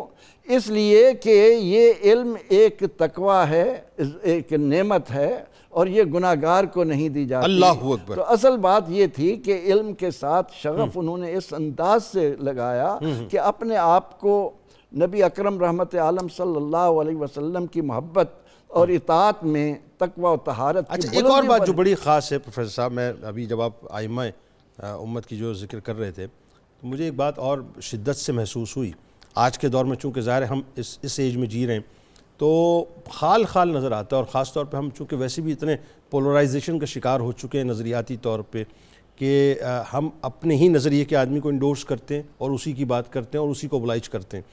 یہاں آپ دیکھیے کہ کھل کے، یعنی دل کھلے ہوئے تھے، ایکسیپٹیبلٹی جو ہے وہ اتنی تھی کہ کھل کے اظہار کیا جا رہا ہے ان کے مراتب کا۔ یہ کیسی بات ہے آپ دیکھیں؟ اللہ رب العزت نے انہیں یہ مرتبہ و مقام اپنی محبت اور اپنے محبوب علیہ السلام کی محبت اور گناہوں سے بچنے کی بنا پر عطا کیا۔ ان کے بارے میں لکھا جاتا ہے کہ جب نبی اکرم رحمت عالم صلی اللہ علیہ وسلم کا ذکر مبارک ان کے سامنے کیا جاتا تو اس انداز سے ان پر رقت طاری ہوتی کہ تمام مجمع ان کی حالت کو دیکھ کر حیرت میں ڈوب جاتا کہ رسول اللہ صلی اللہ علیہ وسلم سے اتنا محبت کرتے ہیں۔ ایک دن علماء لکھتے ہیں کہ اپنے استاذ سفیان ثوری کے پاس گئے، جب وہاں پہنچے تو دیکھا کہ وہ کرب میں مبتلا ہیں، ان کو کوئی تکلیف ہے جس کی وجہ سے وہ کافی پریشانی میں مبتلا ہے۔ آپ گئے، آپ نے جا کر ان کا حال پوچھا اور کہا کہ یہ کیوں ہے، تو جواب دینے لگے کہ میں اس وقت تکلیف میں ہوں۔ فرمانے لگے اچھا۔ آپ نے فرمایا کہ پیاز کی ایک گنٹھی منگوائی جائے۔ پیاز کی گنٹھی منگوائی گئی، آپ نے اس کو چیرا، 2 حصے کیا اور انہیں دے کر فرمایا کہ اس کو تھوڑی دیر کے لیے سونگیں۔ اچھا، اب تھوڑی دیر کے لیے جب انہوں نے اسے سونگا تو اس سے زوردار چھینک آئی اور ان کی طبیعت بحال ہو گئی۔ واہ! اس موقع پر حضرت سفیان ثوری رحمۃ اللہ علیہ ابن مبارک رحمۃ اللہ علیہ سے فرمانے لگے کہ ہم تو تمہیں سمجھتے تھے کہ تم فقیہ ہو، اللہ نے تو تمہیں طبیب بھی بنایا۔ واہ، کیا بات ہے! اب سلسلے کو ذرا سا اور تھوڑا آگے بڑھائیے۔ اب آئیے، چونکہ موضوع آپ سے متعلق ہے اور آپ بہتر بتائیں گے، تصوف کی دنیا میں جو عبداللہ ابن مبارک رحمۃ اللہ علیہ کا مقام و مرتبہ ہے، کہ وہی بات جو جملہ ہم نے ابتدا میں عرض کیا کہ جو مائیت میں روحانی طور پہ اس بارگاہ میں رہتے ہوں جو مین بارگاہ اس پوری کائنات کی، ذرا بتائیے مقام و مرتبہ کیا تھا؟ بسم اللہ الرحمن الرحیم۔ آپ نے دیکھا کہ عبداللہ بن مبارک رحمۃ اللہ علیہ نے اپنی ذات کے اندر علم کو، تصوف کو اور جہاد کو جمع کر کے ایک جامعیت کا بڑا خوبصورت رنگ دیا۔ جی، اب جو لوگ یہ کہتے ہیں جی یہ تصوف متوازی دین ہے، جنید صاحب ذرا ان کو دیکھنا چاہیے کہ یہ 2 صدی ہجری کی ابھی ابتدا ہو رہی ہے، اور عبداللہ بن مبارک جیسا وہ بندہ بیٹھا ہے جس کو تمام اتفاق سے حدیث کا امام، فقہ کا امام اور تصوف کا امام کہتے ہیں۔ واہ واہ واہ واہ، تو آپ کے پاس کیا اس کا جواب ہوگا؟ علامہ تصوف کو امام غزالی نے ویسے نہیں کہا یہ دین کا مغز ہے، یہ دین کی روح ہے۔ وجہ یہ ہے کہ تصوف کسے کہتے ہیں؟ تصوف بنیادی طور پر اللہ کے ساتھ تعلق کی، نبی کے ساتھ تعلق کی اور دین کے ساتھ تعلق کی حقیقت پسندی کا نام ہے۔ آپ کا واقعی اللہ کے ساتھ تعلق حقیقی جڑا ہوا ہے، نبی کے ساتھ آپ کا تعلق حقیقی طور پر جڑا ہوا ہے، دین کے ساتھ آپ کا تعلق حقیقی طور پر جڑا ہوا ہے، اس جگہ کو بنیادی طور پر کہتے ہیں تصوف۔ تو آپ نے دیکھا کہ آپ نے جہاں علم بھی حاصل کیا وہاں آپ نے باقاعدہ تصوف بھی حاصل کیا، اور وہ آپ اپنے وجود کے اندر ساری کیفیتیں لے کر آتے تھے۔ چونکہ تصوف والا بندہ وہ صرف صاحب کال نہیں ہوتا، وہ صاحب حال بھی ہوتا ہے۔ سبحان۔ وہ جب اللہ اور رسول کی بات کر رہا ہو تو صرف اس کی آواز نہیں سنائی دے رہی ہوتی، اس کی باڈی سے باقاعدہ وہ روحانی شعائیں بھی نکل رہی ہوتی ہیں جو سننے والے کو فیل ہوتی ہے کہ یار یہ بندہ صرف صاحب کال نہیں، یہ صاحب حال بھی ہے. یعنی وہ یہاں سے بات نہیں کرتے, وہ یہاں سے بات کرتے. یہاں سے بات کرتے ہیں. اور آپ کو پتہ ہے یہاں سے بات ویسے نہیں ہو جاتی جب ویسے تک نہیں ہو آپ اپنے آپ سے تمام رذائل کو دور نہ کریں, جب تک آپ اپنے وجود میں برائی کی طرف بڑھنے والے تمام عناصر کو دبا نہ دیں, جب تک آپ ظاہری اور باطنی طور پر صاف ستھرے نہ ہوں, تو آپ کے دل و دماغ پر نزول کتاب کی کیفیت طاری نہیں ہوگی. کیا کہنے, سبحان اللہ. تو جب یہ وہ سارے کام کرتے تھے تو پھر ان کا تصوف میں کیا رنگ تھا. داتا صاحب نے جو ان کو ٹائٹل دیا, اچھا وہ کیا؟ سید الزہاد. زہد بنیادی طور پر کہتے ہیں اس کو کہ آپ دنیا میں رہتے ہوئے زاہدوں کے سید, ہاں زاہدوں کے سردار, دنیا میں رہیں لیکن دنیا میں رہتے ہوئے محبت دنیا آپ کو الجھا بھی نہ سکے, دین سے بھی دور نہ کر سکے, اور مال آپ کے لیے پریشانی کا سبب نہ بنے. واہ. اور دوسرا آپ کے لیے کیا, سید اوتاد. واہ واہ. اوتاد بنیادی طور پر اس پہاڑ کو کہا جاتا ہے جس کو زمین پر جب گاڑ دیا جائے تو وہ روک لیتا ہے. مطلب یہ تھا کہ آپ کے وجود کے ساتھ برکتیں, فیوزات, آپ کی ذات کی موجودگی اتنی تھی کہ یہ علم کے بڑے بڑے پہاڑ ہیں جن کا نام ہے. اچھا میں ذرا ابھی قطع کلام کی معذرت, میں نے اب آپ سے ایک نقطہ ذرا سمجھنا ہے. سید الاوتاد آپ کو کہا جاتا تھا, یہ اوتاد کون ہوتے ہیں ذرا یہ بھی میں سمجھوں گا آپ سے, لیکن ایک کالر کو پہلے شامل کرتے ہیں. عمران صاحب لاہور سے ہمارے ساتھ ہیں. السلام علیکم. وعلیکم السلام جناب. جی سر, کیا حال ہے, ٹھیک ہے آپ؟ جی شکر خدا کا جناب, آپ بتائیے. میں ٹھیک ٹھاک, آپ کا پروگرام بہت اچھا, ہم بہت شوق سے دیکھتے ہیں. جی بہت شکریہ جناب, فرمائیے کیا پوچھنا چاہ رہے ہیں. جی میرے نا 2 سوال ہیں. ایک میرا سوال, میرے نماز میں غلطیاں بہت ہوتی ہیں, وسوسے خیالات آتے ہیں, وضو میں غلطی ہوتی ہیں. نماز میں وساوس, ٹھیک ہے جی. دوسرا دوسرا میں یہ کہنا, شیر میاں خان سے نا میں نے ایک سوالی سنی, اللہ بادشاہ. اچھا ٹھیک ہے جی, بڑی مہربانی, بہت شکریہ آپ نے ہمیں جوائن کیا. ایک اور کالر ہمارے ساتھ ہیں, محمد شریف صاحب ہمارے ریگولر کالر ہیں واشنگٹن ڈی سی سے. السلام علیکم. وعلیکم السلام جنید بھائی, بڑی مہربانی, شکریہ جناب. فرمائیے جناب. وعلیکم السلام. وعلیکم السلام. ساتھ میں علماء کرام ہیں, خان صاحب ہے, سب کو جی وعلیکم السلام جناب, فرمائیے.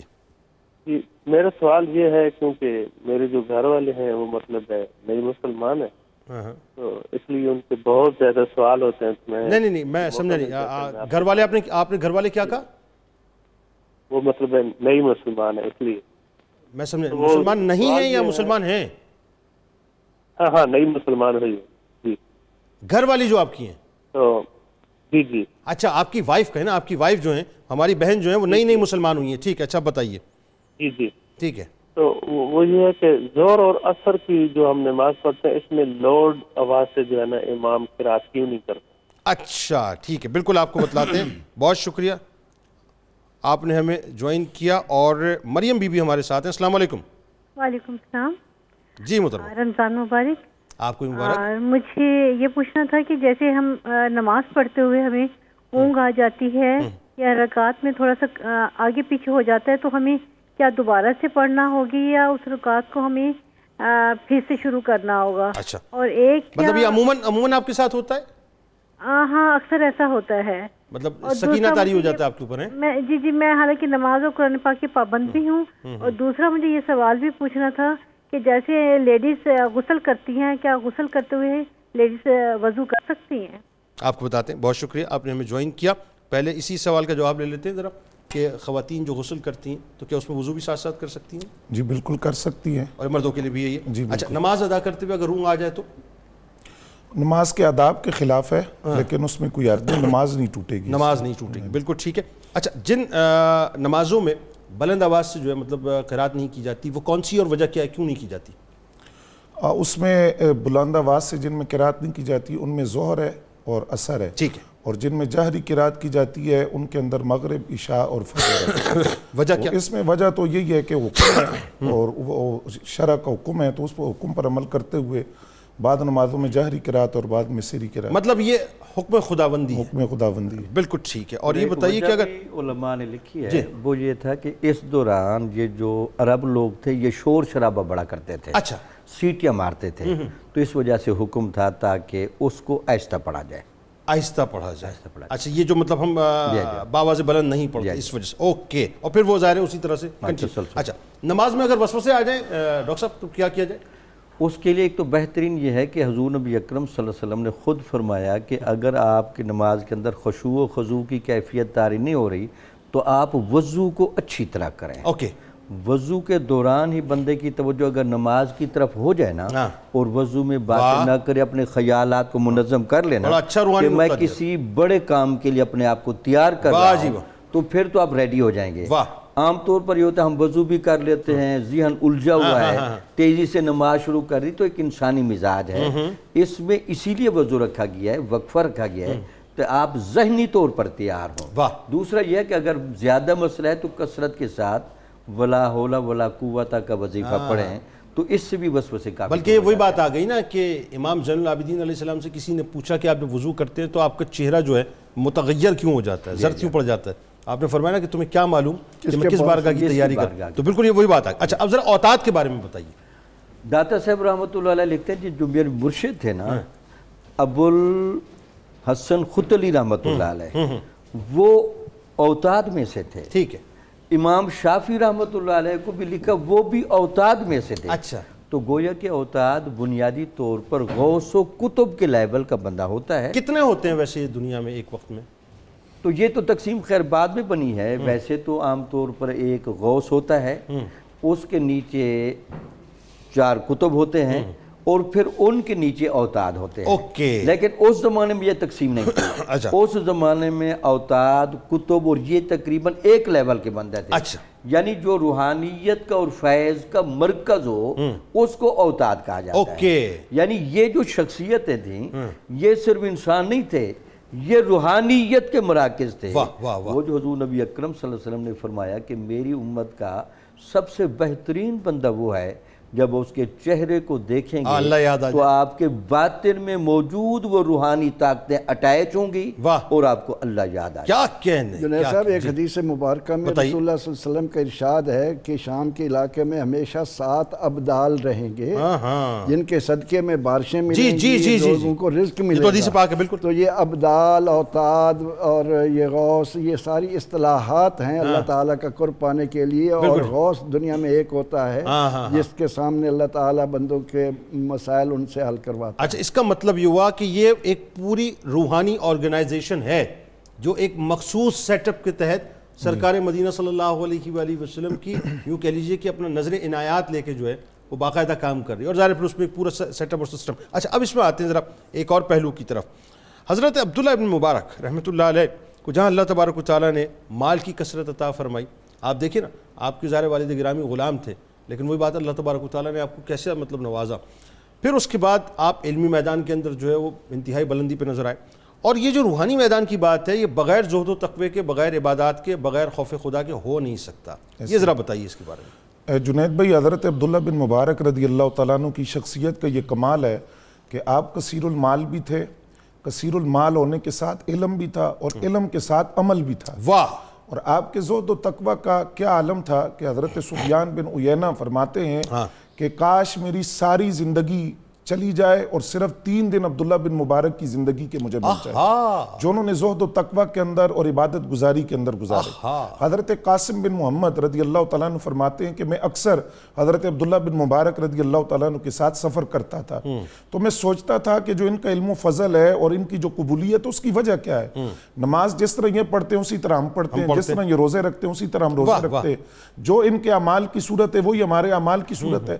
آپ فرماتے ہیں اس کا جواب مجھے شام میں جا کر ملا جب میں حضرت عبداللہ بن مبارک کا ہم سفر تھا، کھانا ہم کھانے لگے تو چراغ گل ہو گیا.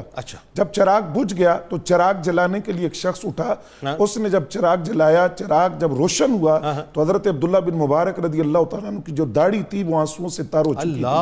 اچھا وہ رونے کی وجہ کیا تھی کہ جب وہ تاریکی ہوئی، اندھیرا ہوا تو فوراً جو ان کا ذہن تھا وہ قبر کی تاریکی کی طرف چلا گیا اور وہ اس کی ظلمت کی طرف چلا گیا. یعنی اس قدر وہ زہد و تقوی کا اور ان کی عبادت گزاری کا اور خشیت الہی کا عالم تھا. فرماتے ہیں کہ مکہ المکرمہ کے اندر ان کو آب زمزم پیش کیا گیا اور زمزم کو انہوں نے پیا اور پیتے ہوئے ساتھ یہ لفظ ارشاد فرمائے کہ میں نے یہ بات سنی ہے کہ آب زمزم کو جس نیت کے ساتھ پیا جائے وہ نیت حاصل ہو جاتی ہے. فرمایا میں اس نیت سے پیتا ہوں کہ کل قیامت کے دن اللہ مجھے پیاسا نہ رکھے.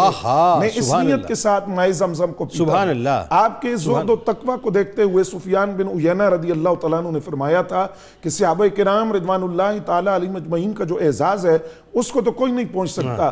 آپ کو جو شرف صحبت حاصل ہے اس کو کوئی نہیں پہنچ سکتا. لیکن صحابہ کرام کے بعد اس امت میں سے کاملین پیدا کیے گئے جن کی ذات کے اندر وہ صحابہ کے کردار کا عکس نظر آتا ہے. یعنی وہی زہد، وہی تقوی، وہ عبادت گزاری، وہ خشیت الہی، وہ تمام کیفیات وہ نظر آتی ہیں ان شخصیات کی ذات کے اندر. انہی میں سے حضرت عبداللہ بن مبارک رضی اللہ تعالیٰ عنہ بھی ہیں کہ آپ کی ذات کے اندر وہ صحابہ کرام رضوان اللہ تعالیٰ علیہم اجمعین کے جو کردار ہے اس کا عکس جمیل نظر آتا ہے. آپ کی خشیت الہی اور خوف خداوندی کی اس کیفیت کو دیکھیے کہ آپ شام کے اندر ہیں، شام سے آپ نے قلم عاریتاً لیا اور اس قلم کو لے کر آپ مرو آ گئے. کیسا واقعہ؟ جب وہاں آپ پہنچے تو خیال آیا کہ یہ قلم میں نے واپس نہیں کیا، تو آپ واپس وہاں سے شام گئے اور شام جا کر اس قلم کو واپس کر دیا. کیوں؟ اس کی وجہ یہ تھی کہ آپ فرماتے ہیں کہ مجھے اللہ تعالیٰ کی بارگاہ کے اندر جواب دہی کا احساس پیدا ہوا کہ باقی سارے اعمال ہو، نمازیں ہوں، روزہ ہو، زکوٰۃ ہو، حج ہو، سارے اعمال ہوں، لیکن ساتھ یہ ایک قلم جو میں کسی کا لے آیا ہوں اگر اس کے بارے میں مجھ سے پوچھا گیا تو میں اللہ تعالیٰ کو کیا جواب دوں گا. اسی طرح حضرت عبداللہ بن مبارک رضی اللہ تعالیٰ عنہ کی زندگی کا یہ پہلو دیکھیے کہ جب آپ سفر کرتے ہیں تو سفر کے دوران لوگوں کو آپ ترغیب دیتے ہیں کہ تم سو جاؤ اور آپ خود مصلی بچھا کر عبادت میں مصروف ہو جاتے ہیں. سفر کرتے ہیں تو لوگوں کو کھانا کھلاتے ہیں، لیکن خود حضرت عبداللہ بن مبارک رضی اللہ تعالیٰ عنہ کا طریق یہ تھا کہ آپ اس مصلی بچھا کر عبادت کرتے ہیں، لوگوں کو کھانے پر لگا کر خود روزے کی حالت میں رہتے ہیں. یہ جو زہد اور تقوی تھا، کمال یہ تھا کہ دیکھیے تاریخ اسلام کے اندر ایسی بہت کم شخصیات شاذ و نادر نظر آتی ہیں کہ جہاں مال کی کثرت بھی ہو، ساتھ علم بھی ہو، عمل بھی ہو.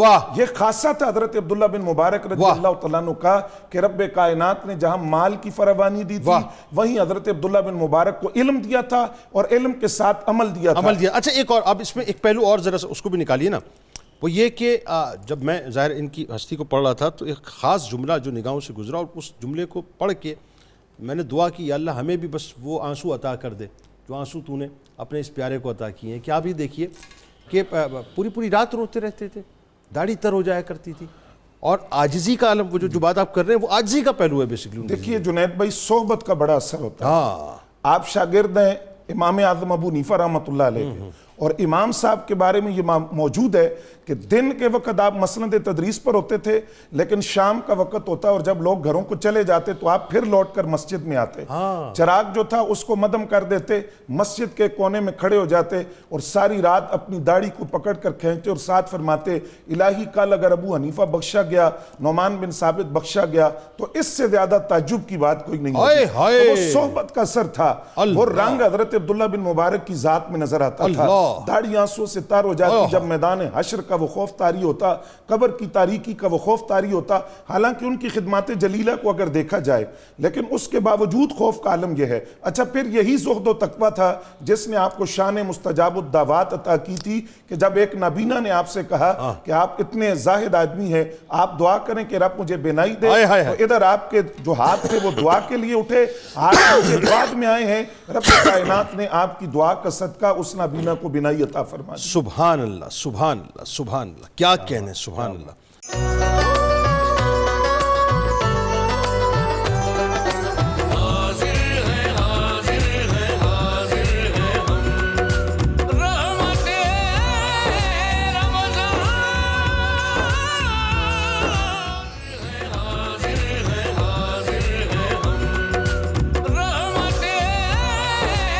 ایک بار پھر ناظرین میں آپ کو خوش آمدید کہتا ہوں. ناظرین کرام، زندگی میں ہمیں صرف ایک بات سمجھ لینی چاہیے کہ ہماری زندگی کا مقصد کیا ہے.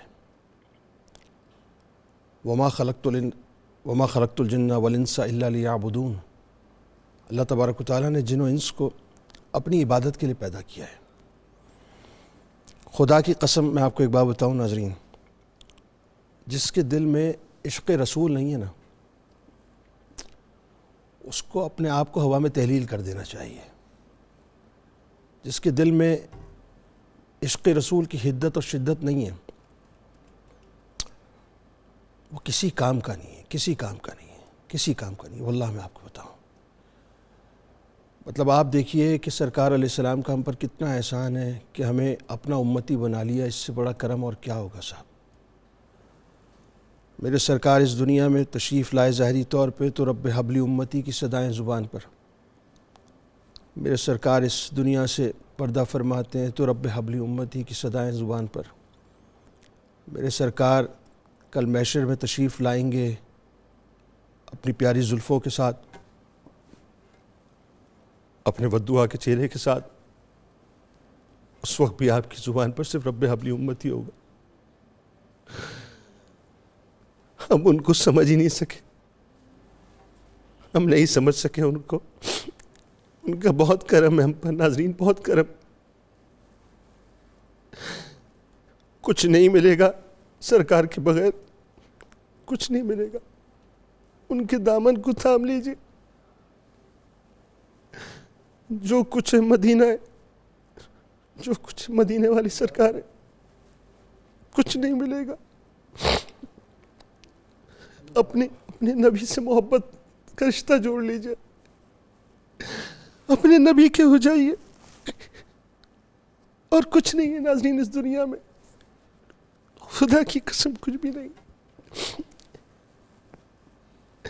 وہ مل جائے تو سب مل جائے گا، آپ کو دنیا بھی مل جائے گی، دنیا میں نام بھی مل جائے گا، آپ کو آخرت میں مقام بھی مل جائے گا، اور وہ اگر نہ ملے پھر کچھ نہیں ملے گا ناظرین۔ سب کچھ ملنے کے باوجود بھی سب کچھ چلا جائے گا، سب کچھ چلا جائے گا۔ مدینے والے سے مدینہ مانگ لے، مدینے والے سے اس کی نظر کرم مانگ لے، مدینے والے سے مدینے والے کو مانگ لے، بس مدینے والا مل جائے تو سب مل جائے گا۔ پروفیسر صاحب میں معافی چاہتا ہوں، بس آئیے ذرا حضرت عبداللہ ابن مبارک کا ذکر پاک ہے، ان کی سخاوت کے رنگ پہ بات کرتے ہیں۔ سیدنا عبداللہ بن مبارک رحمۃ اللہ تعالی علیہ، یوں تو آپ کے گلشن اخلاق میں خشیت الہی، شجاعت، شوق جہاد، تواضع انکساری، خدمت خلق، مہمان نوازی، رقت قلب، زہد و تقوی، عبادت و ریاضت اور خودداری کیا کچھ نہیں تھا۔ لیکن جہاں تک آپ نے ذکر کیا ہے سیدنا حضرت عبداللہ بن مبارک کے سخاوت کا، تو ان کی سخاوت سننے والے کو، پڑھنے والے کو حیرت میں ڈال دیتی ہے۔ اللہ نے آپ کو مال و زر سے نوازا تھا، جی جی، باغات تھے، زمینیں تھیں، کاروبار تھا، اور آپ نے تجارت کو اپنے لیے روزگار بنایا، اور اس تجارت کے ذریعے آپ لاکھوں کماتے اور اللہ کی راہ میں لاکھوں لٹاتے۔ ایسا ہی۔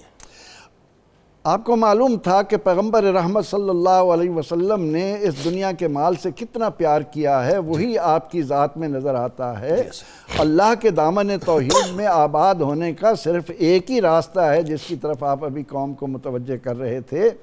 حضرت عبداللہ بن مبارک کا جو گھر تھا مرو میں، مہمان نوازی کا ایسا مرکز تھا کہ وہاں بکرے اور مرغیوں کے علاوہ روزانہ 2 بچڑے ذبح کر کے مہمانوں کا رش لگا رہتا تھا، ان کو کھلایا جاتا تھا۔ جب آپ سفر پر نکلتے تو 2 اونٹ بھنی ہوئی مرغیوں کے لاتے، 2 گاڑیوں میں سامان لے کر جاتے کہ راستے میں ساتھیوں کو بھی جہاں جہاں ڈیرا ڈالتے لوگوں کے اوپر سخاوت کرتے، انہیں کھلاتے پلاتے۔ لیکن آپ کی سخاوت کے ضمن میں اگر آپ اجازت دیں تو 1-2 واقعات میں بڑے اختصار کے ساتھ عرض کروں گا۔ علماء لکھتے ہیں کہ عبداللہ بن مبارک کی سخاوت کا عالم یہ تھا کہ جب خراسان سے مدینہ منورہ کے لیے، مکہ معظمہ کے لیے، حج کے لیے نکلتے تو آپ کا ایک قافلہ ہوتا۔ اب جس نے آپ کے قافلے میں شامل ہو کر حج کے لیے جانا ہوتا تھا، ان کے ساتھ عبداللہ بن مبارک رحمۃ اللہ علیہ کا رویہ یہ تھا کہ ان سب سے کہتے کہ تم نے حج میں جتنا خرچ کرنا ہے وہ سارے کا سارا میں تمہارا امیر ہوں، میرے پاس جمع کرا دو۔ آپ ان سے ان کی رقوم لے کر انہیں رات کے اندھیرے میں بیٹھ کر تھیلیوں میں بند کر کے ان کے اوپر اپنا نام لکھ کر ایک صندوق میں ڈال کر صندوق کو تالا لگا کر چل پڑتے. اب راستے میں ان کی ساری ضرورتیں خود پوری کرتے. حج پر پہنچ کر وہاں جو جو ضرورتیں ہوتی تھیں سب کا کھانا رہائش آپ اپنے ذمہ لیتے اور بازار میں لے جا کر ان سے کہتے کہ تمہاری رقم چونکہ میرے پاس ہے، تم نے اپنے گھر والوں کے لیے جو جو ہدایہ خریدنے ہیں، تحائف خریدنے ہیں، وہ بھی ان کے لیے سب کے لیے تحائف خریدتے. اور جب واپس آتے تو اس وقت خراسان میں یہ ایک رواج تھا کہ حج سے واپسی پر آ کر اپنے گھروں کو سفیدی کرتے تھے. آپ آ کر سب سے پہلے ان کے گھروں کو سفیدی کرواتے، اس کے بعد اپنے گھر میں ان سب کو دعوت پر بلاتے اور کھانا کھلانے کے بعد ان کی نام کی ایک ایک تھیلی سب کے پاس رکھ دیتے کہ یہ جو تم نے جاتے ہوئے میرے حوالے کی تھی یہ رقم وہ ہے. اس سے بھی بڑھ کر جو سخاوت کا واقعہ سننے والوں کے اندر ایک جذبہ اور محبت پیدا کرے گا وہ یہ ہے کہ آپ کی خدمت میں ایک شخص آتا ہے اور وہ کہتا ہے کہ مجھ پر 700 درہم کا قرض ہے. آپ فوراً اپنے منشی کو لکھتے ہیں اور اسے بھیجتے ہیں کہ اس کو 7000 دینار دے دو. 700 درہم کا قرض ہے اور 7000 دینار دے دو. 7000 دینار اس کو دے دو. اب لوگوں کو یہ بھی سمجھا دیجئے درہم چاندی کے ہوتے تو دینار سونے کے ہوتے. سونے کا ہوتا تھا. کہاں دینار اور کہاں درہم تو معمولی ہوتا. بالکل صحیح. اب جب وہ پہنچے ان کے پاس تو منشی نے یہ سمجھا کہ ہو سکتا ہے کہ صاحب ہو گیا ہو آپ کے قلم سے، درہم لکھنے کی بجائے دینار لکھ دیا. وہی 7000 لکھ دیے. انہوں نے 7000 لکھ دیا تو انہوں نے واپس بھیجا اور آپ کے پاس آدمی اس کے حضور آپ سے یہ قلم کا صحف تو نہیں ہو گیا، غلطی تو نہیں ہوگی، 700 درہم کی جگہ 7000 درہم دینے کی بجائے دینار لکھ دیے. آپ نے واپس اس بندے کو بھیجا اور کہا کہ میرا پیغام جا کر کہو کہ اب اس کو 14000 دینار دے دو. اللہ. پہلے 7000 دینار کہے تھے، اب کہا کہ ان کو 14000 دینار ان کے حوالے کر دو. اب وہ پھر سمجھا کہ نامعلوم مجھے غلطی ہو رہی ہے، میں سن غلط رہا ہوں، کیا ہے. پھر اس نے آپ تک بات پہنچائی تو آپ ناراض ہو گئے. آپ نے فرمایا کہ تمہیں نہیں معلوم کہ میں یہ کیوں کر رہا تھا. میرے آقا علیہ السلام کا ارشاد ہے کہ جب کوئی آدمی کسی کو اچانک خوشی دیتا ہے تو اس پر اس کی مغفرت ہو جاتی ہے. اللہ اکبر. سنیے عبداللہ بن مبارک یہ اتنی کھلی تجارت، اتنا کھلا اللہ کی راہ میں سخاوت کا یہ دریا کیوں بہا رہے ہیں کہ آپ فرماتے ہیں میرے آقا علیہ السلام کا ارشاد ہے. اب مجھے معلوم ہے کہ اس نے 700 درہم کہے تھے لیکن میں نے 7000 دینار اس لیے لکھے کہ جب اس کو اچانک 7000 دینار ملیں گے اس کے دل کے اندر ایک خوشی پیدا ہوگی اور اس خوشی کی بدولت اللہ تعالیٰ کی رحمت کو اپنے دامن میں سمیٹ لوں. اب اس کو 7000 کی بجائے 14000 اس لیے دو کہ 7000 دینار اس کے کان میں پڑ چکا ہے اور اگر تم سے یہ نہیں ہو سکتا تو تم میری جگہ آ کر بیٹھ جاؤ، میں وہاں جا کر بیٹھ جاتا ہوں، تمہارا کام یہ ہے کہ میں تمہارے. اس طرح سے انہوں نے علم و عمل کے ساتھ اس معاملے میں بھی کبھی دولت سے پیار نہیں کیا اور جتنا اللہ نے دیا اس کو اپنی عاقبت سنوارنے کے لیے اللہ کی مخلوق کے حوالے کرتے رہے. یہ بتا دیا کہ انسان نہ ماں کے پیٹ سے کچھ لے کر آتا ہے اور نہ جاتے ہوئے کچھ ساتھ لے کر جاتا ہے. آپ کے اسوہ حسنہ میں یہ بات اگر ہماری سمجھ میں آ جائے تو سارے دکھ درد قوم کے دور کیے جا سکتے. بالکل ٹھیک ہے. ڈاکٹر صاحب اب ذرا یہ بتائیے، اور یہ بڑا ایک اہم سوال، میں نے ابتدا میں بھی اس پہ بات کی تھی، رسم شبیری کی بات میں ڈاکٹر شبیر صاحب سے اس وقت سمجھنا چاہ رہا ہوں. عبداللہ ابن مبارک رحمۃ اللہ علیہ جہاں علم کا ایک جو ہے وہ اونچا مینار ہے، انتہائی بلند مینار ہے، وہاں پر بہادری، شجاعت، جذبہ جہاد، شوق شہادت کا رنگ جو ہے وہ آپ پر بہت زیادہ غالب تھا. یعنی رسم شبیری ادا کرنے میں بھی آپ آگے تھے، وہ پہلو بتائیے ذرا. بسم اللہ الرحمن الرحیم. آپ کی شخصیت کی جامعیت کے پیش نظر یہ رنگ بھی آپ میں تھا کہ جہاں آپ اشاعت دین میں بڑا بنیادی کردار ادا کر رہے تھے وہاں آپ حفاظت دین کی جگہ پر بھی آگے تھے. اللہ. تاکہ لوگوں کو یہ بات سمجھ آئے کہ ایک ہوتا ہے دین کو پھیلانا اور ایک ہوتا ہے دین کی راہ میں رکاوٹ بننے والی رکاوٹوں کو ہٹانا اور دین کو روکنے والوں کو سخت جواب دینا، تاکہ دین نے پھیلنا بھی ہے اور دین نے اصل حالت میں محفوظ بھی رہنا ہے. سبحان اللہ. تو اس لیے آپ جہاد بھی فرماتے تھے اور آپ نے باقاعدہ جہاد میں شرکت بھی کی.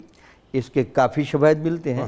نمونے کے طور پر ایک میں مثال دوں کہ ایک موقع پر آپ کو جانے کا موقع ملا, مخالفین کی طرف سے اچانک ایک بندہ کافروں کی طرف سے ظاہر ہوا, تو آپ چونکہ ذرا اخفاء پسند تھے صوفیہ, تو آپ نے چہرے پر نقاب رکھا ہوا تھا. اچھا. آپ اچانک مسلمانوں کی صف سے نکلے اور اس کا سر قلم کر دیا. واہ. پھر ادھر سے دوبارہ 2 بندے آ کر ظاہر ہوئے, تو آپ پھر تیزی کے ساتھ بڑھے اور ان کا سر قلم کر دیا.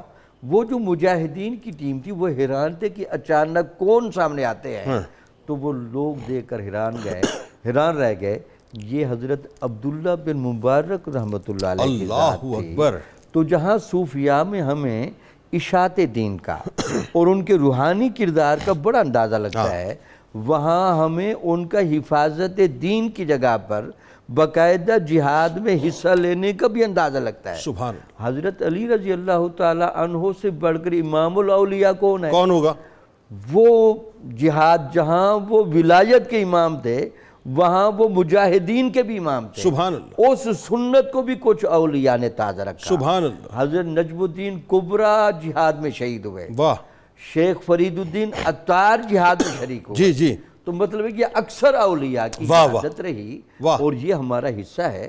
یہ جو آپ نے بڑے خوبصورت جملے ادا فرمائے کہ پاکستان کو بنانے میں جہاں ہمارے اولیاء نے کردار ادا کیا, خانقاہ سے نکل کردار میں یہ باتیں شواہد موجود تھے جی کہ حضور نبی اکرم صلی اللہ علیہ وسلم جو یہ فرماتے تھے مجھے ہند سے خوشبو آتی ہے, تو وہ یہی تھی بھئی یہاں ایک مسلمانوں کی جگہ بنے گی اور جہاں دین اسلام کو باقاعدہ پریکٹس کیا جائے گا. اب ذرا پاکستان کے حالات کو چیک کر کے دیکھیں کہ اس کو کس طرف سے نہیں نٹوڑا جا رہا اور اس کے پلے اب رہ کیا گیا ہے. تو لہٰذا اب ضرورت اس بات کی ہے کہ علماء اور صوفیاء ایک بڑی گہری ذمہ داری کریں, قوم کو آپس میں متحد کریں اور قوم کو بیدار کریں اور لوگوں کو دینی شعور کے ساتھ پاکستان کی حفاظت اور پاکستان کی تعمیر میں بنیادی کردار ادا. مطلب اب بات آ گئی ہے نظریہ پاکستان کی پروٹیکشن کی. بالکل ٹھیک. اب نظریہ پاکستان کو پروٹیکٹ کرنے کے لیے خانقاہوں سے نکل کر رسم شبیری ادا کرنی ہوگی, ورنہ بہت وقت گزر چکا ہے. آخر میں ذرا پروفیسر صاحب اب ذرا یہ بھی بتائیے, اب 5 طبقات کا ذکر کیا ہے عبداللہ ابن مبارک رحمۃ اللہ علیہ نے امت محمدیہ صلی اللہ علیہ وآلہ وسلم. بڑے کمال وہ آپ نے جو مطلب تشریح کی ہے وہ ذرا بتائیے, اور خاص طور پہ جو آپ کی نصیحتیں ہیں صاحب وہ بھی بڑی کمال ہیں کہ اگر ایک نصیحت کو سننے دیکھنے والے ناظرین اگر میں تو کہتا ہوں لکھ لیں تو وہ ان کے لیے آئین اور منشور بن جائے زندگی. بتائیے. جنید بھائی جو 5 طبقات کی بات آپ نے کی ہے تو وہ 5 طبقات کی صورتحال اس وقت موجود تھی یا نہیں تھی, لیکن آج کے حالات کو دیکھ کر لگتا ہے کہ عبداللہ ابن مبارک ان حالات کو دیکھ کر بیان کر رہے ہیں. واہ واہ واہ. یہ مسیب بن وادع رضی اللہ تعالیٰ عنہ کا آپ سے ایک سوال تھا کہ جو عوام کے اندر بگاڑ پیدا ہوتا ہے وہ کیسے پیدا ہوتا ہے اور عوام فساد میں کیسے مبتلا ہوتی ہے. آپ نے فرمایا خواص کے بگاڑ سے عوام کا بگاڑ پیدا ہوتا ہے.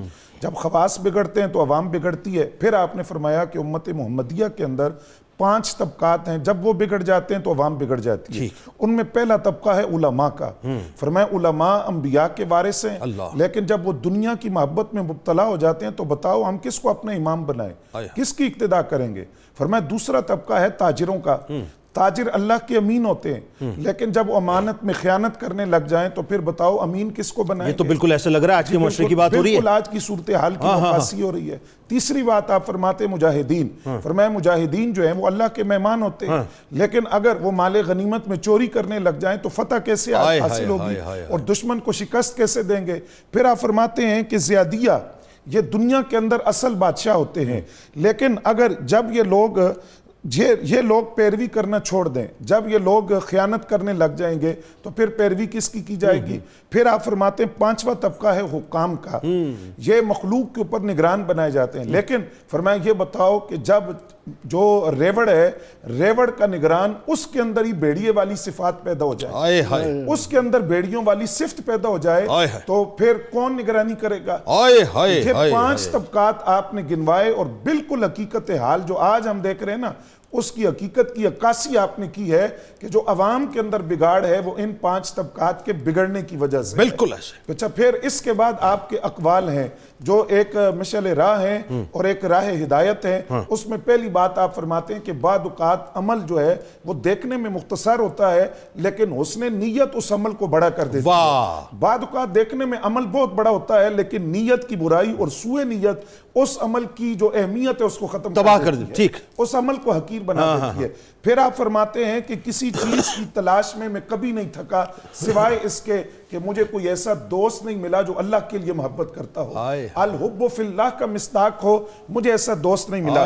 پھر آپ فرماتے ہیں اہل دنیا کے اندر جو مزیدار چیز ہے اس کو چکھے بغیر ہی دنیا سے رخصت ہو جاتے ہیں. جو مزے کی ذائقے والی چیز ہے اس کو چکھتے ہی نہیں. عرض کیا وہ کیا ہے؟ فرمایا وہ معرفت الہی ہے. معرفت الہی کو حاصل نہیں کرتے اور اس کے بغیر وہ دنیا سے رخصت ہو جاتے ہیں. پھر آپ فرماتے ہیں آخرت کے نفع کی فراوانی چاہتے ہو تو دنیا کا نقصان لازم ہوگا. کیا کہنے. لیکن اگر دنیا کے نفع میں فراوانی ہو رہی ہے اس کا مطلب ہے کہ آخرت کا جو نفع ہے اس میں کمی ہو جائے گی. آئے ہائے ہائے ہائے. کیسا جملہ ہے آپ. واہ واہ واہ. میں آخرت کے نفع کے فراوانی کے لیے دنیا کا چھوڑنا پڑے گا اور دنیا کا فائدہ چاہیے تو پھر آخرت کا جو نقصان ہے اس کے لیے تیاری ہو جاؤ. آپ فرماتے ہیں ہم نے علم سیکھا تھا دنیا کے لیے لیکن اسی علم نے ہمیں دنیا سے دور کر دیا. دنیا کی محبت کو چھڑا دیا. پھر آپ فرماتے ہیں 1 درہم جس کے اندر شک ہو وہ لاکھوں درہم صدقہ کرنے سے بہتر ہے کہ اس درہم کو واپس کر دیا جائے. آپ فرماتے ہیں ہمیں کثیر علم کے ساتھ قلیل ادب بھی سیکھنا چاہیے. اور فرمایا لوگوں کا مسئلہ یہ ہے یہ ادب اس وقت سیکھنا چاہتے ہیں جب اہل ادب دنیا سے رخصت ہو. یہ تو ایسا ہے کہ آج کے نوجوانوں کو اس جملے کو لکھ کر جو ہے باقاعدہ سامنے رکھنا چاہیے ہر وقت وائٹ بورڈ کے اوپر اور روز اس کو پڑھتے رہیں. کیا خوبصورت گفتگو ہے صاحب.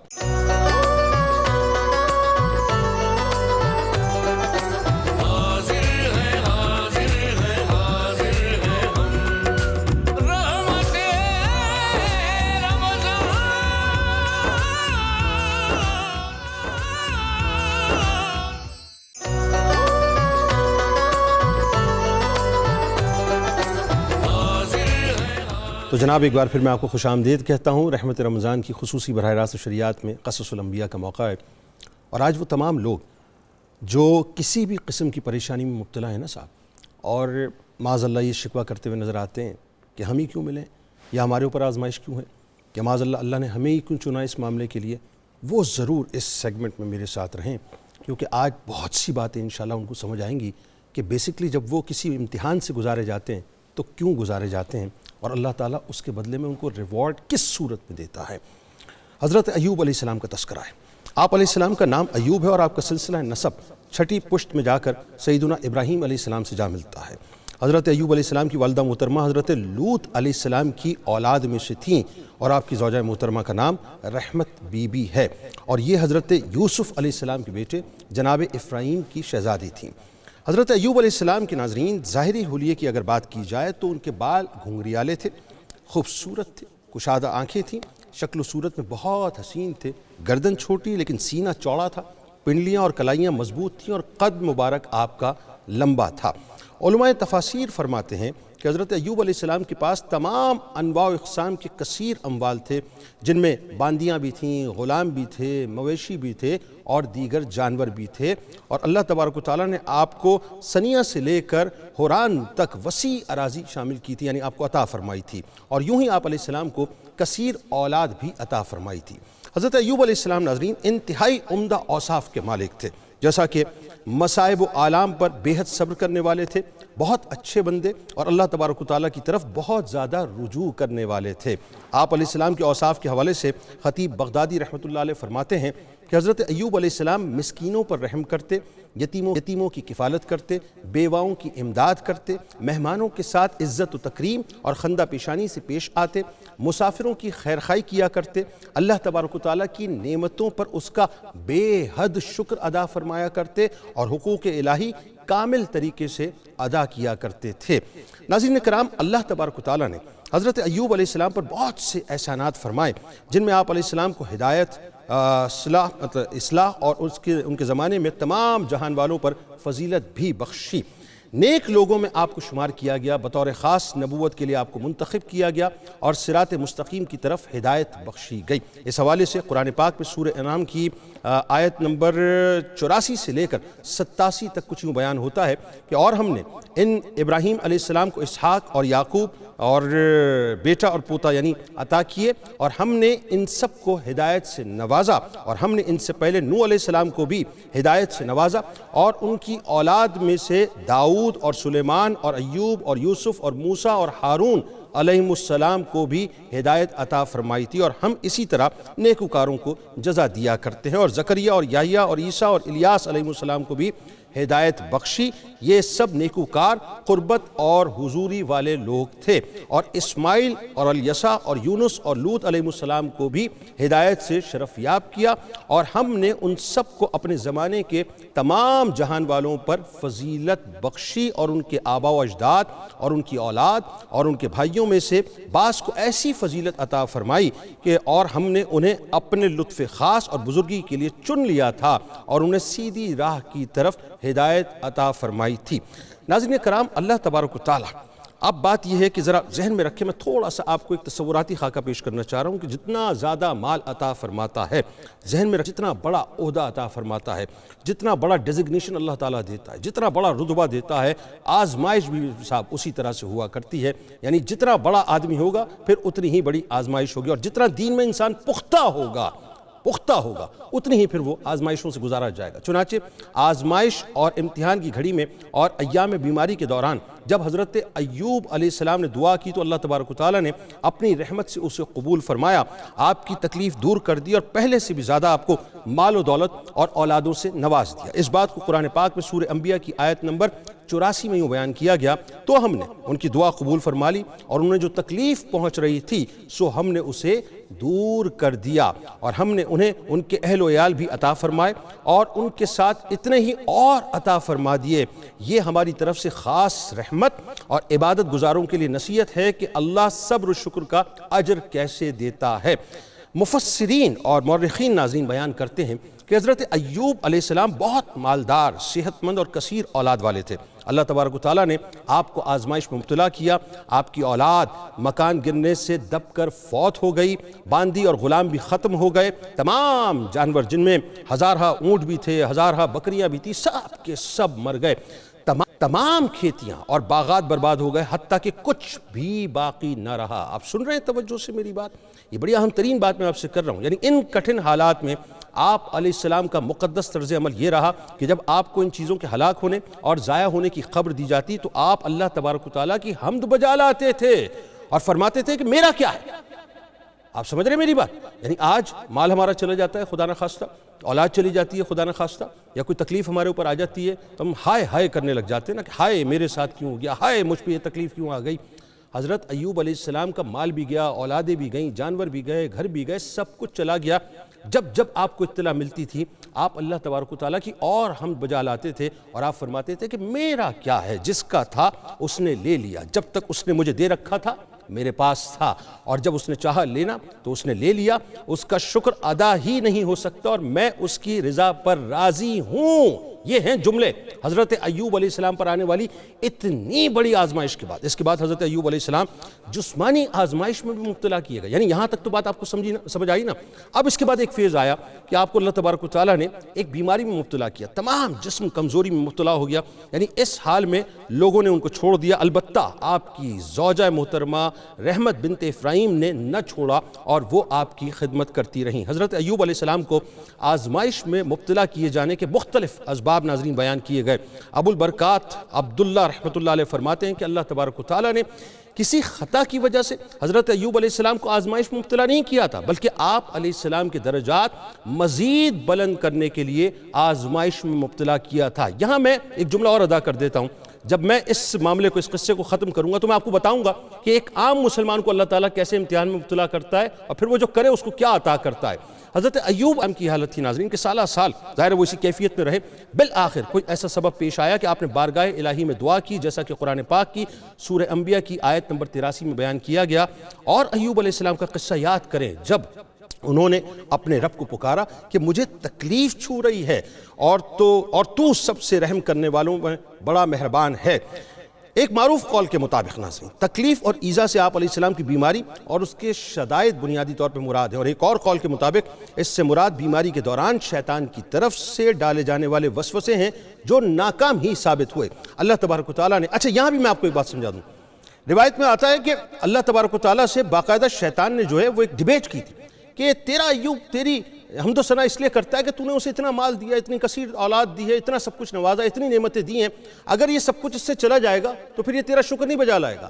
اللہ تبارک و تعالیٰ نے فخر سے فرمایا کہ میرا ایوب ہے اور وہ ہر صورت میں بار طور میری شکر جو ہے گزاری کرتا رہے گا۔ تو یہ اللہ کا کلیم تھا، اور ظاہر شیطان کا کلیم جو ہے وہ ختم ہو گیا۔ اللہ تبارک و تعالیٰ نے حضرت ایوب علیہ السلام کی دعا کو قبول کر لیا اور انہوں نے جو تکلیف تھی وہ اسی طرح دور کر دی، اور آپ سے فرمایا کہ زمین پر پاؤں مارو۔ آپ نے پاؤں مارا زمین پر تو ایک چشمہ جاری ہو گیا، حکم ہوا کہ اس سے غسل کریں۔ آپ نے غسل کیا تو بدن کے ظاہری حصے تمام بیماریوں سے جو ہے پاک ہو گئے، یعنی آپ کو شفا یابی عطا ہو گئی۔ پھر آپ 40 قدم چلے تو دوبارہ زمین پر آپ کو پاؤں مارنے کا حکم ہوا۔ آپ نے پھر پاؤں مارا تو اس سے بھی ایک چشمہ ظاہر ہوا جس کا پانی بہت ٹھنڈا تھا۔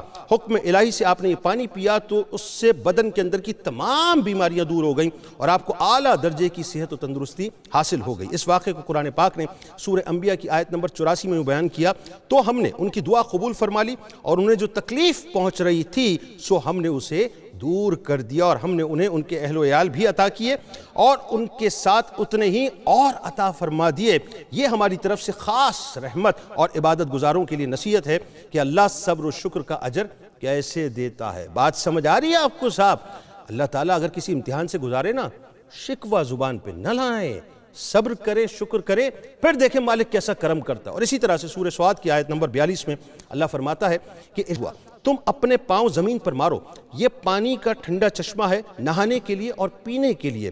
اچھا، حضرت عبداللہ ابن عباس رضی اللہ تعالیٰ عنہ فرماتے ہیں کہ شفا یابی کے بعد اللہ تبارک و تعالیٰ نے حضرت ایوب علیہ السلام کو جنتی لباس پہنا دیا، اور اس کے بعد آپ ایک طرف ہو کر بیٹھ گئے۔ جب آپ کی زوجہ محترمہ آئیں، یہ بڑا زبردست ایک سمجھ لیجئے کہ اس پورے واقعے کے اندر جو ہے ایک یوں کہہ لے کہ بہت ہی دل کو چھو لینے والی بات ہے، ذرا توجہ سے سنیے گا کہ جب آپ کی زوجہ محترمہ آئیں تو آپ کو پہچان نہ سکیں اور کہنے لگیں کہ اے اللہ کے بندے، یہاں جو بیمار تھا وہ کہاں ہے؟ تو کہیں انہیں بھیڑیے تو نہیں اٹھا کے لے گئے، یا خدا نخواستہ بھیڑیے کھا تو نہیں گئے؟ انہوں نے پریشانی میں اس طرح کی باتیں کی تو حضرت ایوب علیہ السلام نے فرمایا کہ تیرا بھلا ہو، میں ہی ایوب ہوں۔ انہوں نے عرض کیا آپ کیوں مجھ سے مذاق کر رہے ہیں؟ یعنی وہ ظاہر ہے اس بات کو تسلیم کرنے کو تیار نہیں۔ حضرت ایوب علیہ السلام نے فرمایا کہ تیرا بھلا ہو، میں ہی ایوب ہوں، اللہ تبارک و تعالیٰ نے میرا جسم دوبارہ ٹھیک کر دیا ہے۔ حضرت عبداللہ ابن عباس رضی اللہ تعالیٰ عنہ سے روایت ہے کہ اللہ تبارک و تعالیٰ نے حضرت ایوب علیہ السلام کی زوجہ کو بھی یعنی دوبارہ جوانی عطا فرما دی اور ان کے یہاں کثیر اولاد ہوئی۔ اللہ تبارک و تعالیٰ کی حضرت ایوب علیہ السلام پر یہ عطائیں خاص رحمت خداوندی تھی جس میں ہمارے لیے بہت ساری نصیحتیں بھی ہیں اور ظاہر صبر کرنے والوں کے لیے بہت ساری باتیں ہیں۔ یہاں میں ناظرین 2-3 باتیں آپ کو عرض کرنا چاہتا ہوں، چونکہ یہ قصہ ظاہر ہے اس کے بعد بھی ہے لیکن وقت سمٹ گیا تو مجھے یہ بات بہت اہم آپ سے کرنی ہے۔